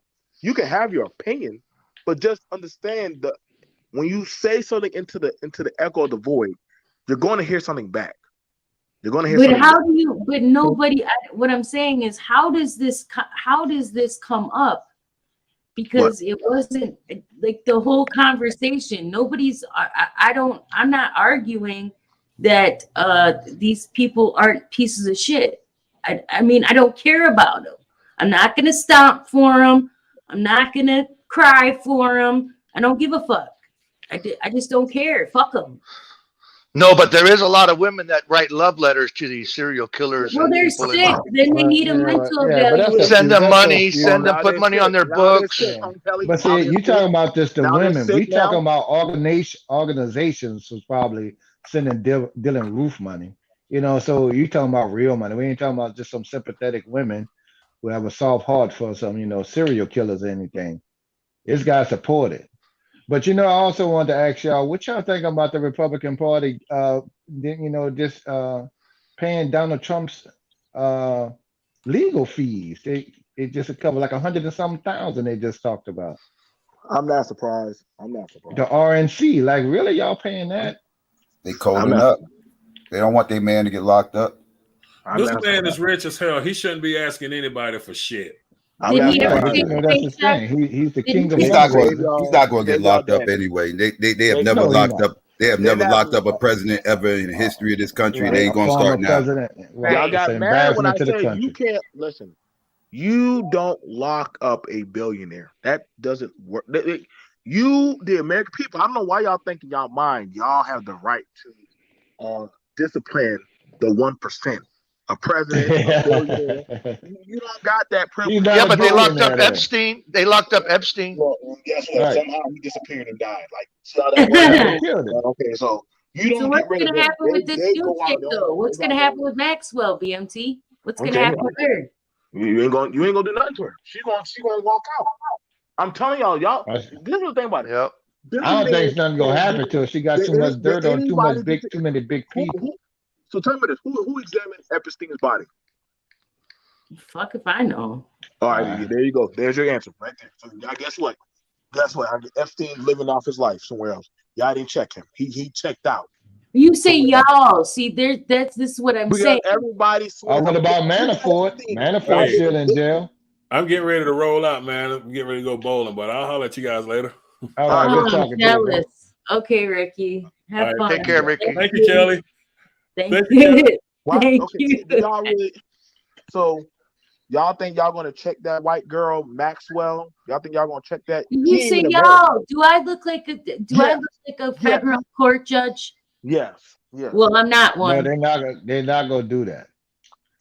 And to make it even, to go even deeper with that, where's RBO at? BMT, it's like I asked some of my You too. friends. Fuck you, BMT. I'm not like With as many, they got a lot of white people get killed by police violence and criminal activity, but they won't march. You know, when they have some of these things, and these sheriff offices kill a whole lot of white people, they just don't do it for some reason. I don't know why, but I mean, they'll join in on our march, which is fine because we need the numbers. But I don't get it when some of these departments. I just told you why, Kev. There is Why? no code. There isn't a code. This gatekeeping word that I just heard the other night. I didn't even know about that. I don't gatekeep. What the fuck is that? There's not a code. There isn't like a secret handbook or something. Yeah, but see, to us, it's not per se you, but to us, we're like, okay. But we get out, they won't protest the things that, that happen to them by the establishment, which is them getting killed to a degree. But you go protest about Second Amendment rights and other things that they're interested in, other than, you see what I'm saying? And I'm from the outside, just outside looking in. I know what you're saying. I don't get it because, I mean, if you go against the establishment killing them like they're killing our ass. And that's when I always talk to them, like Tea Party members and stuff like that. Like, they're killing your people too. But shit, you go get mad. I have a question. What would it have been like if Ahmaud Arbery was armed and he shot those white dudes? Would he have got off like Rittenhouse with self-defense? I don't know. Say that again. I think I would like to hope. I mean, would the community be like saying, "Oh yeah, self-defense"? I missed your question. What was the question? If Ahmaud Arbery was armed and shot those white dudes that were hunting him, would he got off on self-defense? Hell no. No, he'd have got charged. Like Rittenhouse? Hell no. Especially in Georgia. Hell no. No, he'd have got charged. Hell to the no. Well, then how did because it would have been self-defense. How did they get charges then? Come on, don't do this. You think Ahmaud Arbery would have got off for self-defense if he had shot those white dudes? You believe that? He should have. He should have. I'm talking about the roles were reversed. I'm talking about the roles were reversed. Yeah, I'm saying exactly. If he was rolling up on them with the truck and everything else, and it was just some random white dude was just running down the street unarmed and everything else, and some black dude was riding up on him with an SUV saying "stop, freeze," all this other stuff, everything else, and then tries to hit him with the car and then gets out and just shoots him with a shotgun. You think he will get off for self-defense? No, he'd have been in prison just like them, but they would have charged him a whole lot earlier. It took 7 months for a charge. Like your baby, Kyle, Kelly. Everybody can't be like your baby. We all don't get that. We all don't get that. Well, I will say this. Yeah, I don't think a black guy would have got off if a black guy was Kyle Rittenhouse and that situation happened and he shot another black. Take the white people out of it. if he shot another black dude in that same situation, he still would have been locked up. There wouldn't have been no self-defense. He'd have been locked up. I agree with that. Or even if he shot them and then went to the police and said, "Oh, I shot some guys," they would have probably, the cops could have shot him. They would at least have him at gunpoint. They wouldn't have told him go on home. I'm gonna damn sure wouldn't have. He wouldn't have walked past them with no AR. Right, true. Yeah. I'm going to take my gun and go to a Proud Boy convention when y'all marching out there and see if I can get the same results and shit. I've never marched the Proud Boys. I don't know. I'm just going out there, Kelly. Don't do this. I'm going out there because they didn't let let me go out there. The judge wouldn't let them put the evidence that he had recorded on his thing that he wanted to shoot shoplifters and looters, Kyle Rittenhouse. And the judge didn't let that come into the hearing. What? Oh, God. Kyle Rittenhouse. He made a video saying how he wants to shoot looters. You could say whatever you want to say. Kyle. I mean, these arguments, like I said, it keeps everybody always wants to take it to race.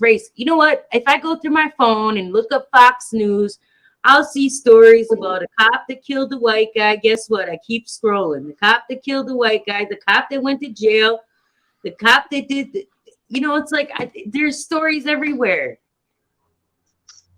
So what can we do, Kelly? What can we do? What can we do?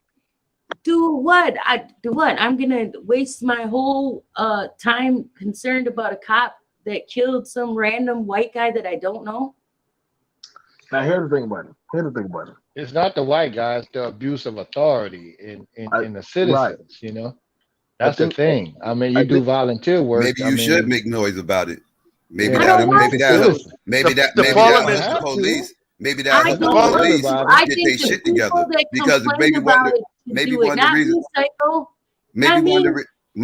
the reasons why the police don't feel like they need to do anything because the only people complaining about is black people.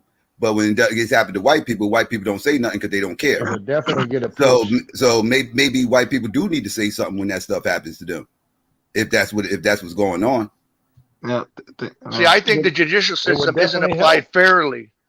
Yeah, that's why I said never been. What do you think I fight for? This is why it pisses me off because I don't see people doing what the fuck I've done. Come on, if you want to talk about it, show me the work. I don't want to hear it anymore. Yeah, but Kelly, you're an anomaly. You're not like, the majority. Damn, it's so frustrating. If more people maybe did what you did, then maybe things would be better. But you're more like an anomaly, one-off. You're not like a majority. So here's the thing about it. Okay. So what I'm watching right now, and I'm paying attention to that boy Timothy Simpkins, the one that shot in the school in Texas. Granted, now he got money, his family has money and different other stuff going on. I want to just watch how that's going to play out with that shooting. The incident, granted, he shot in school. I want to know, huh? Timothy Simpkins. Timothy Simpkins. Texas gonna kill him or give him life. Texas. I'm writing it down. But wait, is that the kid that had the $80,000 bail? Is that who I'm picking up? $75,000, yeah. Kev, get him to you, Kev. Y'all can just sneak him out. Okay. I'm writing the name down. You said Simpkins, like Simp. Simpkins, yeah, Simpkins. Now, there's two things I want you to look into, Kelly. I didn't get to do the story yet, and I'm not sure if Psycho or any of y'all got to catch it. Now, Oklahoma has been found out that they putting a lot of Negroes on the death row for a few years now, and they found out that they were doing that shit on purpose. Now, maybe it's just a coincidence. Maybe these people, but now they're like, the stuff. The jurors don't even give a shit to look at the evidence. They just put them to death. BMT, do you have a Pacer account? A Pacer? No. Yes. I don't. Okay. I don't know how to work my phone. No, it's a website through the federal government where you can look up federal cases and information. Oh God! Don't give me right now, I'm trying to work on the Crystal one that's local. Don't do it, BMT. You got to get a new VP. They're gonna be on you. Oh hell, shit! I'm already. No, You have to I'm just give them kidding. all your info. You Right, have they to ain't give worrying them about all our little asses. We ain't number peons. That's all they need to see is a goddamn veteran in that motherfucking system. Oh, I see you came back, huh? No, it's not it's set up so people can go and look up cases in the Supreme Court, stuff like that. You can print documents, that type of thing. Now, But the thing, anyway, I'm working on a about local case right now. There's a chick, what's her name? Crystal what? oh, I gotta spell the Now, is last. she the black girl that had that that pedophile that was having sex with her? She was getting raped and sex trafficked, and she killed the guy. Oh yeah, her ass going to jail. Yeah. No. You know they looking at that trial. Don't say that. I am definitely I wish you the best of luck. I already know about that trial. You ain't gotta even tell me. I already know who that is. Boy, they had her go to court practically butt naked, and her hair looked fucked up. Boy, she looked crazy as fuck in that picture. Boy, like, hey, the thing about it, why it's gonna be hard for her to win that trial, is because she went. I know. All right, then. So I just want you to know, the difference between defending yourself and premeditated. There's a difference now. There's a difference. But no, you know what? I don't care about her leaving and coming back. That means nothing to me. You know what I'm saying? In my mind. I wish you the best of luck. Now, here's the thing about it, and I'm gonna push that. I'm gonna pull at something. Now, here's the thing about it. If the case looks fucked up, I will call it out. You feel me? I'm gonna call it out about certain stuff. It's just that, you know what I'm saying? Like, hey, it just, I don't like it when people think that, people are just complaining or they're too emotional. Then when are we supposed to get angry? When are we supposed to be sad? Like, are we supposed to just, you know what I'm saying? How are we supposed to feel about certain shit? Like, but it seems like you feel some type of way about anything these days. You're too emotional, and I'm like, well, that's funny. Y'all use that word, you know what I'm saying? Because I saw a lot of emotional people do different types of, running up on capitals and shit. Those motherfuckers look very emotional to me. And they're going to jail. No, they're not. No, they're not. They've been getting sentences handed No, out. they're not. Yes, they are. BMT. Some of them got sentenced. Like the guy with the bullhorns. He got, but I don't think that the wealthy ones won't. I'm still waiting to see what that wealthy couple that flew in on the private jet. I want to see what their sentences are. What are you talking about? Now, here's the thing about it. I'm gonna ask y'all truthfully. Do y'all think if anybody else would have done that shit, you think they'd be having a trial? Well, I think no, they'd have gunned us down. That would have probably been a goddamn battle of Wounded Knee. It'd be like Hamburger Hill. Dude, they would have. That been the final stand, boy. I done fucked up, but I'm like, ain't no way, y'all. Listen, bro. Everybody in the world would have known that. Listen, bro. If BLM had tried to run up that damn stairs, boy, we would have got our ass bold as fuck, man. Oh man, boy, they're like, yeah, BLM was doing it. No. Hey, they was gonna test out the new shit on us. That's what they would have brought out the drone strikes. That's what they brought out the drone strikes. But Kelly, it's not. You know what, Kelly, it's the thing. The way we see it, and it's not you, because I know a lot of people are like, well, it's not you. It's that we always see the hypocrisy throughout our life, and we know it's going to continue. When it comes to major things like that, and the treatment is going to be completely different from local to federal level. That's why I don't understand why people don't get involved. I hear a lot of people talking. Well, there are a lot of people involved. Oh, you're talking about on YouTube? Yeah, I hear a lot of people talk about it, but I don't see them doing anything about it, and that's frustrating. You got to do is like me and BMT. We get out there. I go to the city hall meetings. I have a little. Me and my buddy got a teenage youth boys camp, stuff like that. I've been down there to the Constop meeting in New Orleans, which is when they Constop meeting is when they allow the public to come into the police officers that the chiefs need and raise their complaints. I've done that.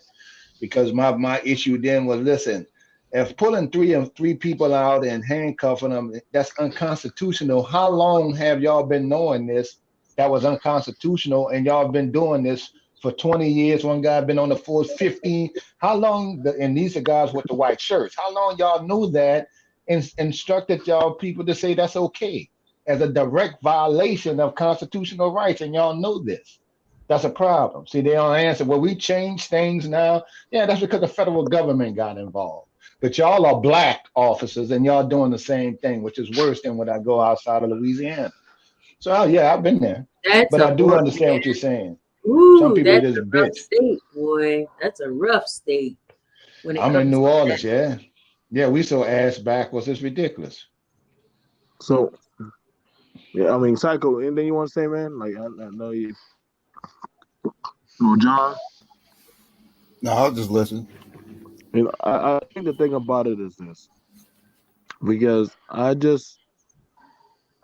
some people, I get tired of them always. I'm just tired of being used as the butt, or I'm tired of my people being used as the butt of whenever some shit happens. Is that fair to say? Like, I really don't like it, when some people try to do the race bait and shit, but then when the pushback comes, there's a problem, But and to who me, race baits? Some of the biggest we got people on this concentrators. platform are paid for that. I mean, No. Let's not do that, Kelly. they are paid for that. Huh? They are paid to do that. Okay. People aren't doing that for free. It's because they're getting paid.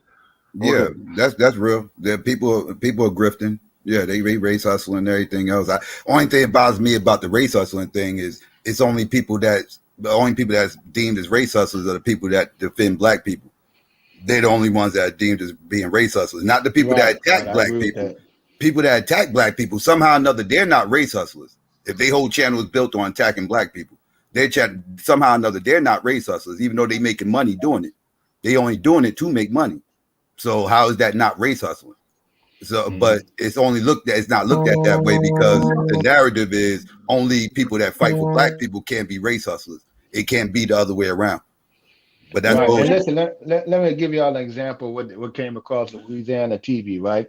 They had a situation where we have a real issue with Louisiana state officers, a lot of racist white dudes on this force in Louisiana, and they had a videotaping of the police, beating this young cat, and it's a lawsuit. And we had about 4 or 5 of them with just a state police that y'all don't even hear about. When we talking about within the last year, that could have made national news. But the lawyer for the guy said, the young black man who got jumped on, they said, do you think it was a race issue that he was being racially profiled? This dumbass lawyer, in my mind, said, no, we don't think it was racially profiled because the officer that stopped him was black. And we like, wait, hold on, black officers don't racially profile? I come from a city where the force was 60% black, and they racially profiled the shit out of us as a part of their job. And then we had, they got bonuses and extra per diems and shit like that, and even advancements when you arrested some dudes for felony. So yeah, we were targets by black and white officers. So I don't understand why he said no, because it was a black officer that this young black man wasn't targeted. They do that all the time, and I think that's just a myth. Maybe for me, maybe it's because I've gotten so used to it. Like when I was on a panel the other day, somebody was asking me like, well, why don't you give pushback? Because I'm like, I walk a very straight line whenever I get pulled over. Very straight. Yes, ma'am. Yes, sir. Can I get my ID? And they're like, well, why do you do that? They shouldn't have that much power. Well, you're right. They probably shouldn't. But I do that to make it home. I don't want. Well, the thing is, you ain't going to win a street argument with the law. You're not going to win a street argument. Plus, don't forget to mention that they fabricate. I don't get out the line. They fabricate evidence too. Yeah, all the time. Oh, that's just tradition. The average that's just tradition. The average black person ain't talking slick to cop when the cop pull them over. They're usually very respectful with everything else. 99% of black people go to jail without a problem, even the killers and the real hustlers. Yeah, like without conflict. Most black people understand the situation they in, so they try to be respectful as possible. Now you do get other situations where they might start mouthing off at cops, but it's usually not a car situation like when they pulling them over or whatever. It's usually not. So that's what those bad cops want you to do. They want you to, and if I be telling young brother, listen, man, just go to jail. Just go to jail, bail out for the $100. You know, don't put your life in jail. You got to think through these situations. Right. You know you right, even when you know you right, and because they're on a mission for a whole lot of other stuff, and some of them antagonize you to get you to react or get you to talking and overtalk your damn self and explaining for something simple as a damn traffic stop.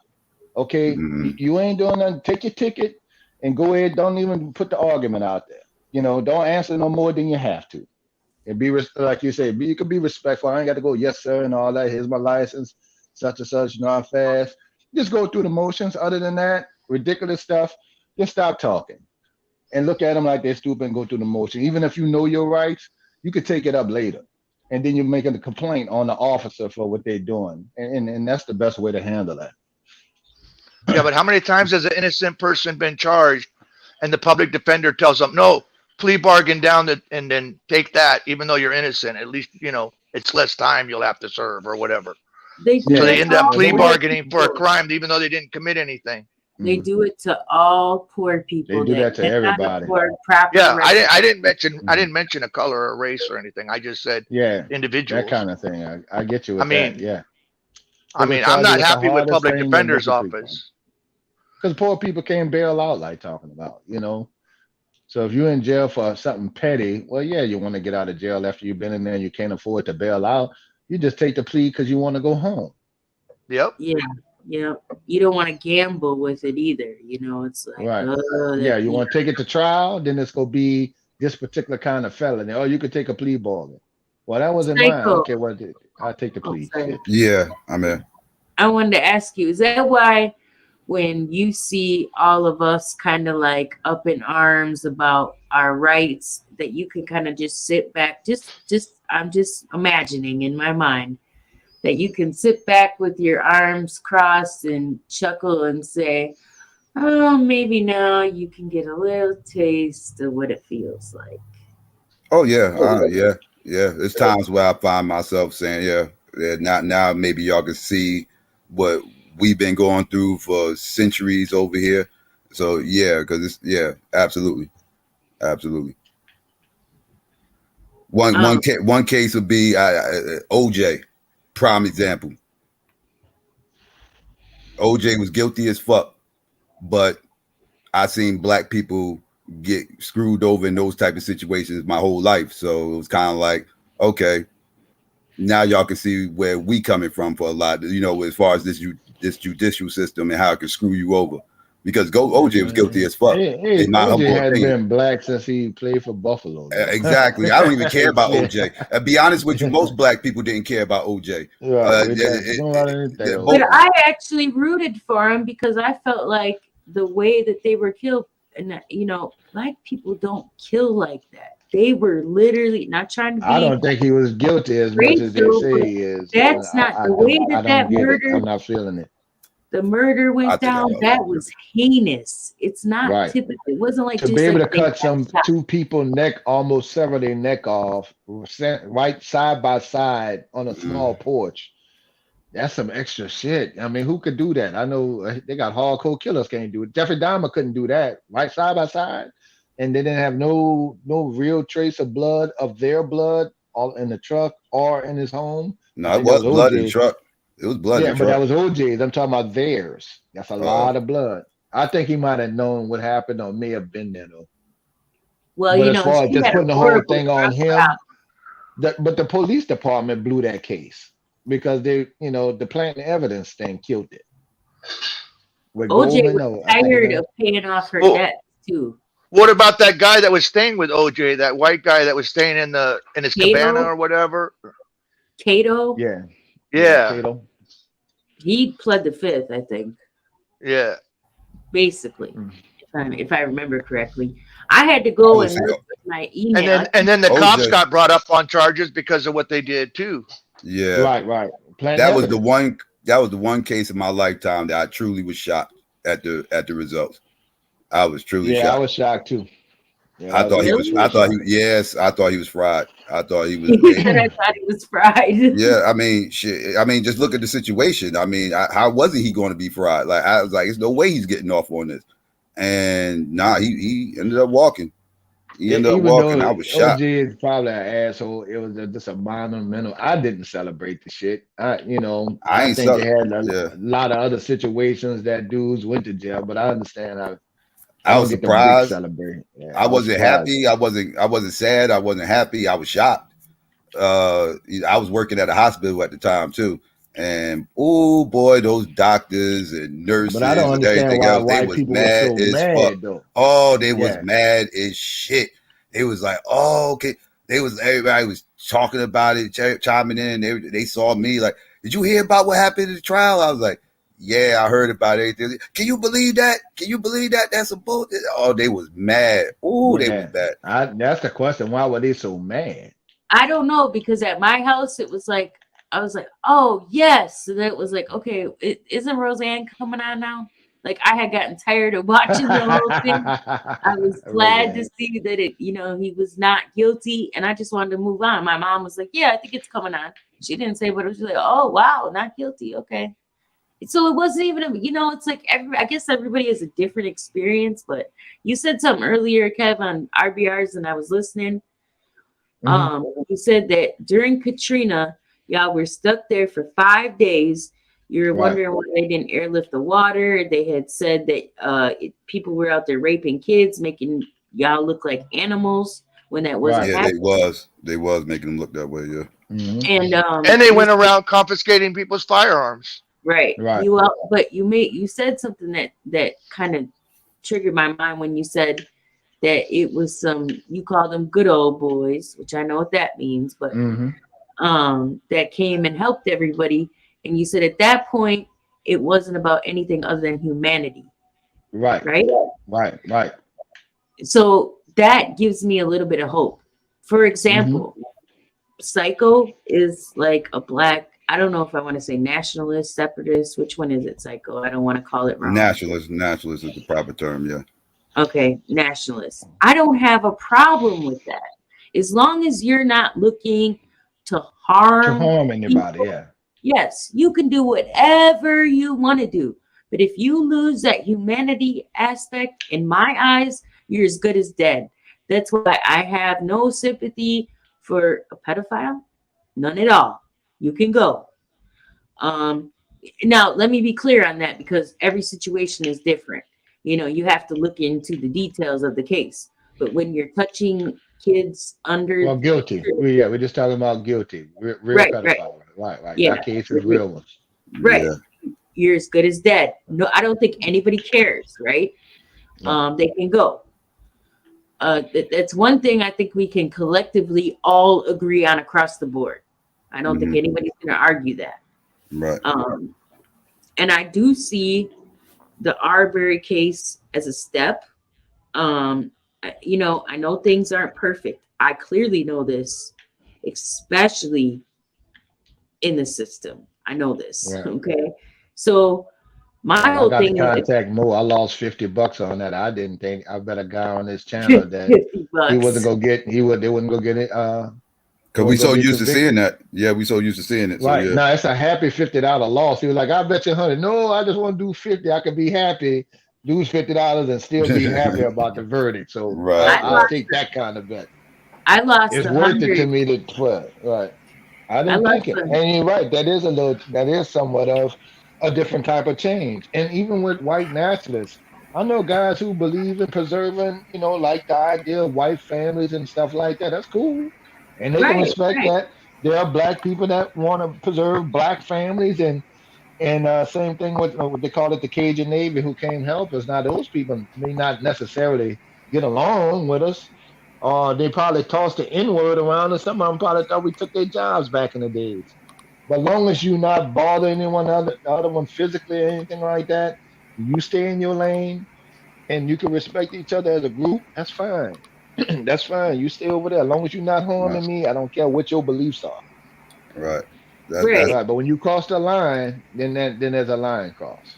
Right. Let's go ahead on and do fairness. The Arbery trial, that's fairness. And if both sides can do fairness, that's all we need. That ain't right for whites or black to get fucked over like that. Period. Especially by our government, who we pay taxes to. And if something happens, I expect my tax dollars to help Americans. Period. And that's what shade on the Hispanics. It's Americans first. Yes, that's how I am. I don't have a loyalty to anybody other than, I want America to thrive and strive. I don't, that's my good hard working Americans. Good everyday hard working Americans. And I'm not against all social programs. I feel like people do need help here and there. Is it something like, for example, we're gonna have disabled people, okay? And in a perfect world, we would want the community, their families to help them. But guess what? A lot of people have lost that humanity part. So when they're not going to help, when they're not going to pitch in, we have to have some type of check and balance, because people are just going to opt out. Fuck them. It ain't my problem. You know what I mean? So we have to have something in place. I just wish people would stop selling out. Right. Period. White or black. Stop fucking selling out. But it's always gonna be hateful people. We'll never be able to completely eliminate them. I don't deal with them. Everybody that I deal with in my circle is not a hateful person. So I don't know what to do about everybody else. All I can do is try to lead and give my advice, or put them in a different direction. But people are going to do what the hell they want to do. How do we get away from the 1%? How do we break up the people that are really fucking us over and we don't even know their names? Right. Careful. We're electing officials. That's communist talk. You're going to trigger RBRV in that chat. Oh God. I think he already got triggered and left. He got triggered and left already? Yeah. Carolyn timed him out, and he hasn't been back since. Oh, you pissed him off with that, Carolyn. Oh, shit. He took everybody's wrench. I guess he got hacked or something. I don't know. Because JB Gunner told him to. He did what? He took everybody's wrench. Yeah, pretty much, except for like a few people. JB Gunner still got a wrench. Wait, what? I still have a wrench. That's his best friend. So I don't even know what the wrench does. He took everybody's wrench except for JB Gunner and yours, and who else? Yeah. Verbal, I think, still has one. A few people have it, but most of us. But he didn't take JB Gunner's wrench. He took your wrench, Kelly? Yeah. Yep. Took my wrench. Wow. He took your wrench too? He took Calvin's wrench? Yep. Well, good. I'm glad she timed his ass out. Time his ass out again. Carolyn, time his ass out again. He come up in the fucking chat. That motherfucker took everybody wrench, but kept JB Gunner. That motherfucker. I don't know what it is. And he says, I'm the liar. It's like, I don't have a reason to lie. I don't gang or lose. What? Lie for what? It's nothing to lie about. He did get hacked on Facebook because the person was messaging me on Facebook, and I knew it wasn't RBR because he never insulted me. So I was like, this can't be RBR. And I said, are you live? He goes, no, I will be later. And I'm like, okay, RBR was live at the time. And I'm like, you're not RBR. Was it RBR's real Facebook account? Yeah. He probably had the same. So when I put and so I let RBR know, but I don't know about the YouTube being hacked. He said he was. What does that have to do? But what's him taking wrenches got to do with anything? Like if it's shit, like him being hacked, that has nothing to do with a wrench in a fucking YouTube chat. Like I don't understand the correlation with him. Because what happened was somebody was timing somebody out constantly using people's names and stuff. I mean, just totally spamming the chat, and he didn't know how to stop it. So he said, "Oh, I'm just taking people's wrenches." JB Gunner said, "Take everybody's wrenches." Well, that's possible. That's possible. But here's the thing: what I'm thinking is he probably had the same password. But what makes him think it wasn't JB Gunner? Why would he think JB Gunner wasn't? So it was everybody but JB Gunner. It's not.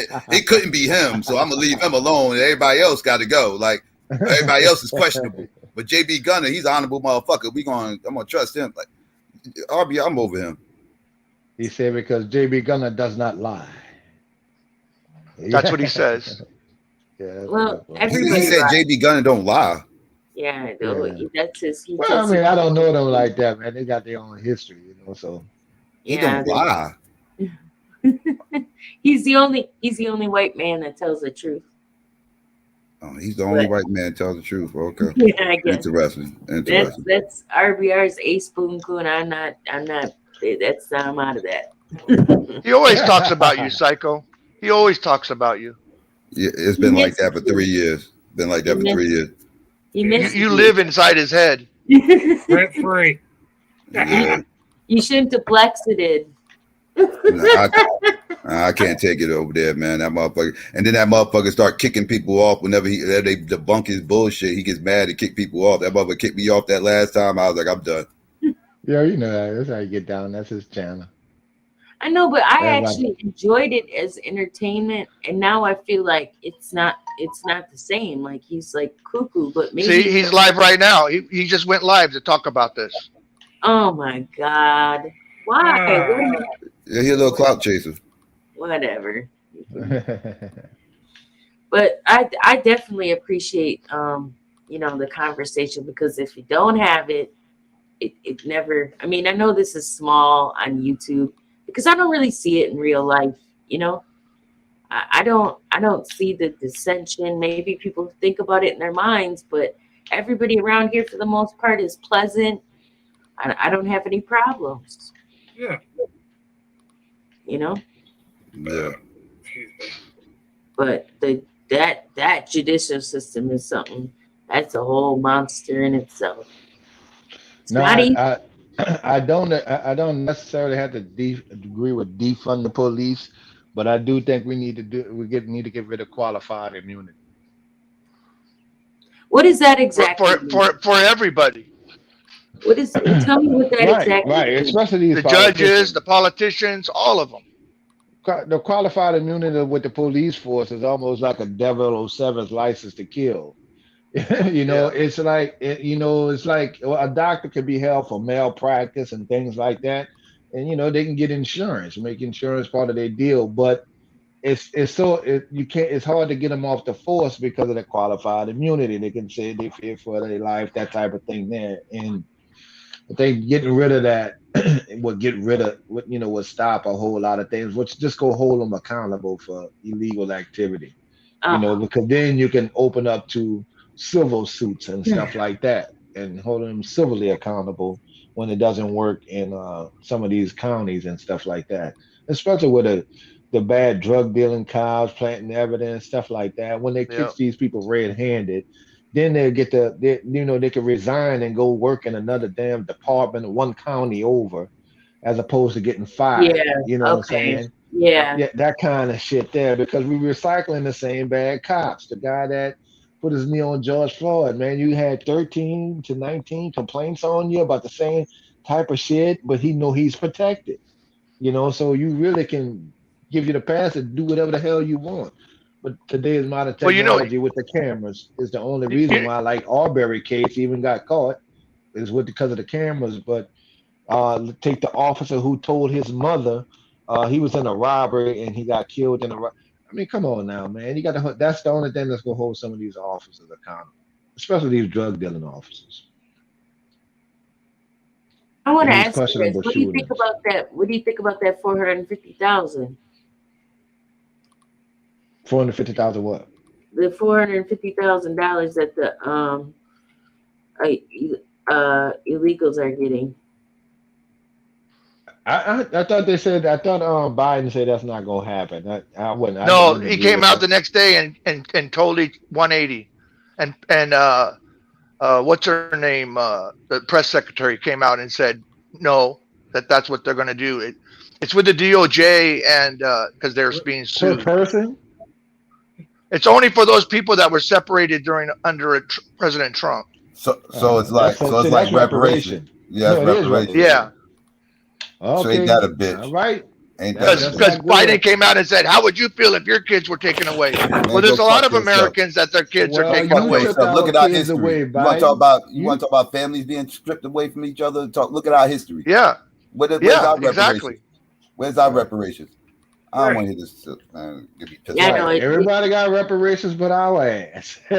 Even some and now he's got a travel ban on Africa. But where's the rest? Biden is still an old Dixiecrat.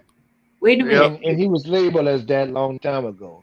But Joe Brown them did special on him a long time ago. They gave Trump hell.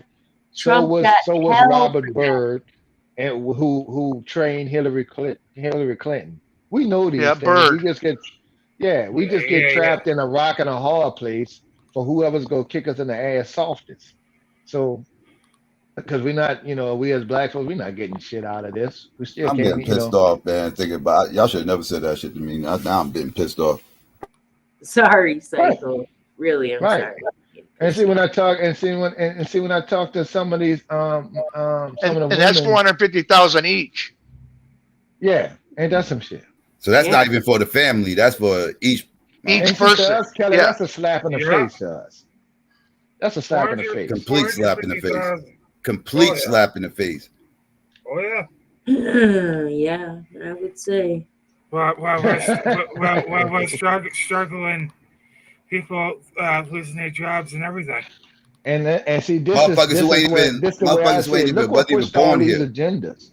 What pushed out the whole Democratic Party and all these agendas was the BLM movement, the black dudes getting murdered by the police, all that gained steam. And you got who get all the rights. And when Biden heterosexual said, black males dying, that's what got all this shit jumping. Right. And that's what got those Marxists from BLM paid. You'll never hear from them again. They got them 100 million and gone. And you still we won't get shit won't happen for us and nothing go change for black men. And so, I mean, Biden got up there and said the LGBTQ community is the new civil issues or the new civil rights issues. Like what? Like really? Yeah. That's how they pushing it. They've been doing that. They've been doing that for like last 10 years. And the Democrats are just embedding all the shit that we've been fighting for, equality and shit, and just spreading it around. And heterosexual black men ain't gonna get a damn thing. But remember, he said it though. He said to black people, he's like, remember when he was like, y'all are gonna have to learn how to get along. Yep. Right. Exactly. Right. This was his plan. This is his plan. Yep. Now I want to find all these motherfucking black liberals like RBR corny ass and his motherfucking little cronies that sat up there and was talking all this. Oh, we got to get Trump out of office. We got to get Trump out of office. We got to get Trump out of office. Well, okay, and then what? We get Donald Trump out of office. Then what? What do you want from Joe Biden? What is it that you expect from his administration for the next 4 years? Motherfuckers talking about, oh well, I just want COVID to be over with. Well, now we got a whole new motherfucking. We got a whole new variant that just. But he gave you Juneteenth as a holiday now. Yo, bull. Well, yeah, whatever. I know. But that's what he's saying, you know. Yeah, it's bullshit. That was all bullshit. Yeah, guess what? Guess who else got off on that day? Everybody got off on that national holiday. It's a national holiday. It ain't like it's only black people that got off and everybody else got to work. No, everybody got off. So who's benefiting here?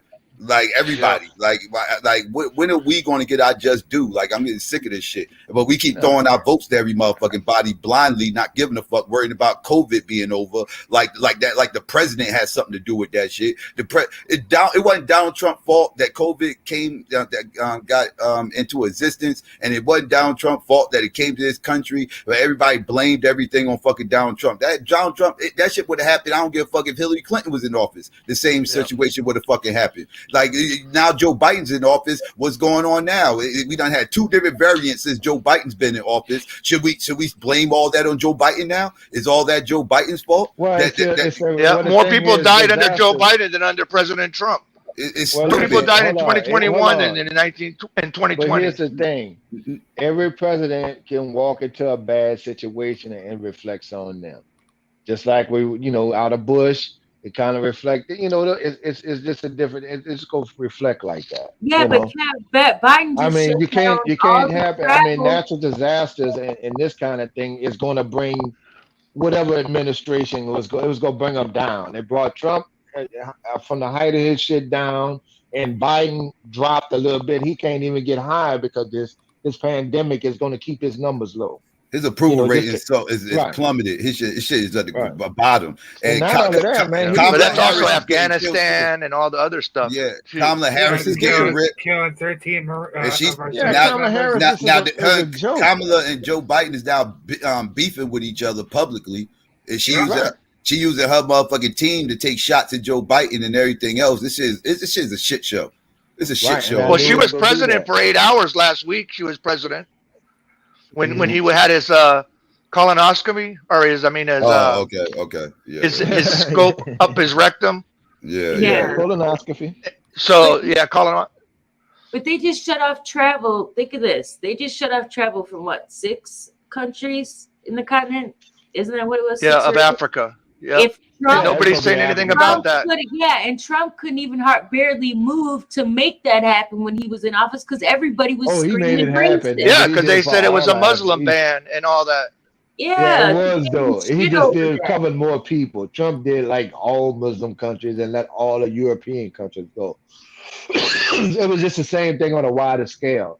But the problem came in is when you let the European countries fly back and forth to America in that February, and that they had COVID-19, and I knew it was going to spread.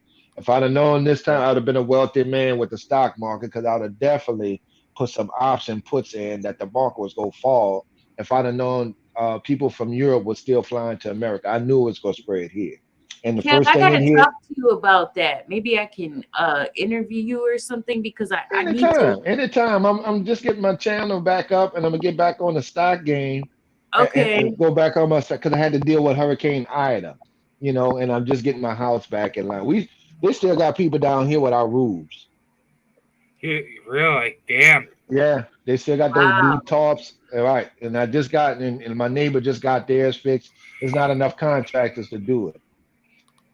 Because I have some stocks. Is FEMA helping out at all? Doing that well. FEMA, yeah, right.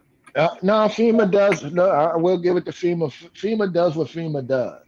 The thing that FEMA did in this case here is I stayed, and the reason why I stayed because even if I'm not in the flood area whatsoever, but the reason why I stayed because if you get through a hurricane in your roof, you have roof damage. Well, the next morning you need to get up and cover the roof because the rain is going to go all the way through the roof, destroy your ceiling. Then destroy all the stuff in your home because it's going to continue raining, and you need to put that blue tarp over it to keep it from raining in your home. So once the next day you put the blue tarp over it, and then I left town. Right. So you talking about Katrina? Well, you said you was down there for Katrina, right? Yeah, I was in Katrina too. I was in Texas around that time. I was in around the Austin area around that time. I was in the convention center for 5 days. I was just about to say we had a lot of refugees. Well, I don't even like using the word refugees, but that's what they was called them at the time, Katrina refugees. Right. Hey, I took that refugee status. They changed it on us. Refugees got their credit cleared, $50,000 to start. Yeah, a lot of them came out. I'll do a refugee. A lot of them came out to my area. Reparations. Yeah, a lot of them came out to our area during that time or whatever, and everything else. I remember that. Yeah, so it was crazy. But as far as FEMA goes, like I was saying, I got FEMA going. I'm gonna tell you what FEMA did in this hurricane and what they did during Katrina. This hurricane here, when you left, you can call FEMA, and they gave you $1,000 for evacuation money and $500 for food.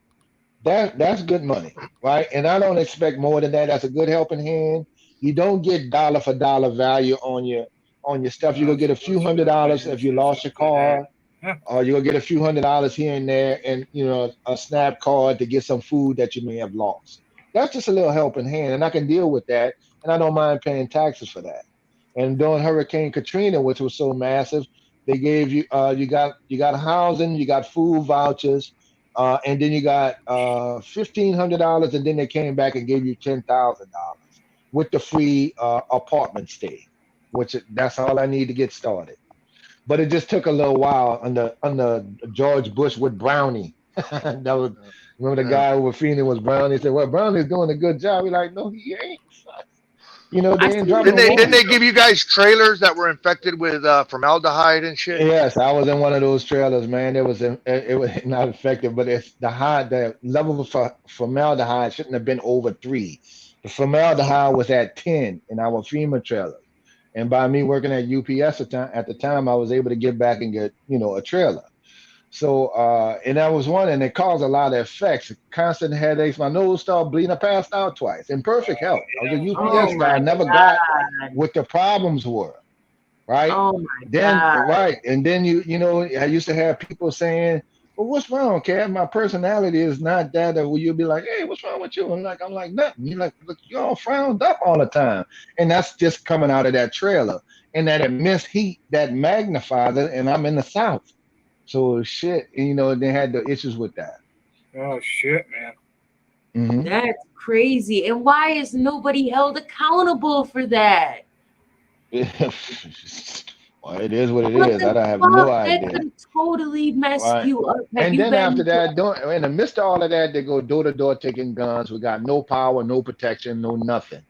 Because a few dumbass cops who killed a bunch of people on Danziger Bridge. They shot an autistic man and then told to cover it up. One officer told the other one, well, shoot some more people. They shot 5 other people, killing 3 to make it like it shot at them. And then one officer testified and said he told the other officer, well, don't shoot any more people. We don't want to make it look like a massacre. And that's what the whole shooting at the police shit was. And that stopped all the help. Just the media. And then y'all saw the looting photos. I didn't understand what the fucking problem was. That's what was pissing me off. And I'm like, what the problem is? But when I saw the looting videos, those looting videos, they showed y'all within a 4 or 5 block radius of a shopping area, 1 block from a housing project, one housing project. And those dudes just taking shit and putting it in their house. They didn't flood out like everybody else. But looting was a major issue. Like, really, y'all saw 4 blocks of an entire major city over and over. And it just looked like in your bus drivers, nurses, doctors, all of us were just looting. So that stopped all the help. 2 lives and a dumbass police chief. And a lot of people died because of that. Not from Katrina, from the weight. Elderly people, our hospitals did not have power. Insulin people, they died. The elderly died. It was 90-something degrees at night in southern humidity. Oh my! It was the 3 days after that was fucked up. Holy shit, man! Yeah. Why didn't they bring those Navy hospital ships and all that stuff they did like in New York? That's when Bush, who it was, Cuba. I said that Cuba was it? Said they would send a ship over Mexico or something. They turned down all the help from other countries. Just turned it down and left our ass there. Because it was an embarrassing stain on American society. That's shit. Jeez, that's what it was. I know we went down. I know we took a couple buses down there and brought people up and remodeled the apartment building in between. And I think we housed like 15 to 20 families. I don't know if they continued to stay here, but I know Madison definitely tried to do something to help. They sent people down there to help clean up. I'll tell you one thing about Wisconsin, especially in Dane County, the support system is better than anything I've seen anywhere. I've lived in Chicago. I mean, I've only lived in Illinois and Wisconsin, but I've been to a lot of cities, and Madison is really good for trying to help one another. You know what I mean? Like the humanity level is all time. Yeah. Yeah, it's a decent place. It's getting more expensive, but there's good people out here. So. Maybe. But thank you, everyone. I'm gonna get out of here because I gotta work tonight, and I want to take a little nap. No doubt. Hey, did you guys ever see that movie Judas and the Black Messiah? Not yet. I haven't. Yeah, I saw it. Is it good? Man, it shows how bad and the FBI shit. Yeah, it was all right. I wasn't too crazy about the dude that played Fred Hampton. What's the movie called? Judas and the Black Messiah. Yeah. Judas and the Black Messiah. Okay. Is it based on a true story or is it? Yeah. Okay. Because at the end of the movie, they showed the real person, and after they aired the interview that night, he committed suicide. That interview's on YouTube too. Yeah. The interview that the movie's based on is on YouTube. But yeah, it's about Fred Hampton though, Chicago Black Panther from the '60s. Mm-hmm. I had a couple of uncles that were Panthers. But yeah, I'm sorry about that. My phone died on me. Yeah, and I was just saying, Kev, I'm gonna get out of here because I got to take a nap before I go to bed. All right, thank you. Y'all have a good time. Thank you. Thank you, everyone. Thank you. And that's what the whole thing is, Kelly. Like we were talking last time, the internet should be some spaces should be used so that if you share stories, then you can help other people prepare. That's good information from the source. That way, when natural disaster come, that way I can give y'all can get an understanding what to file for, what to expect, and things like that. So when people start doing that kind of stuff, instead of worrying about dumb shit, the world will be a better place, and that'll be more promising. Yep. Absolutely, I agree. Absolutely. All right, y'all take it easy. You too. Thanks, everyone. Thanks, John. Thanks, Conservative Patriot for coming up. Appreciate y'all. You're welcome, Kelly. Yep. All right. Have a good night. You too.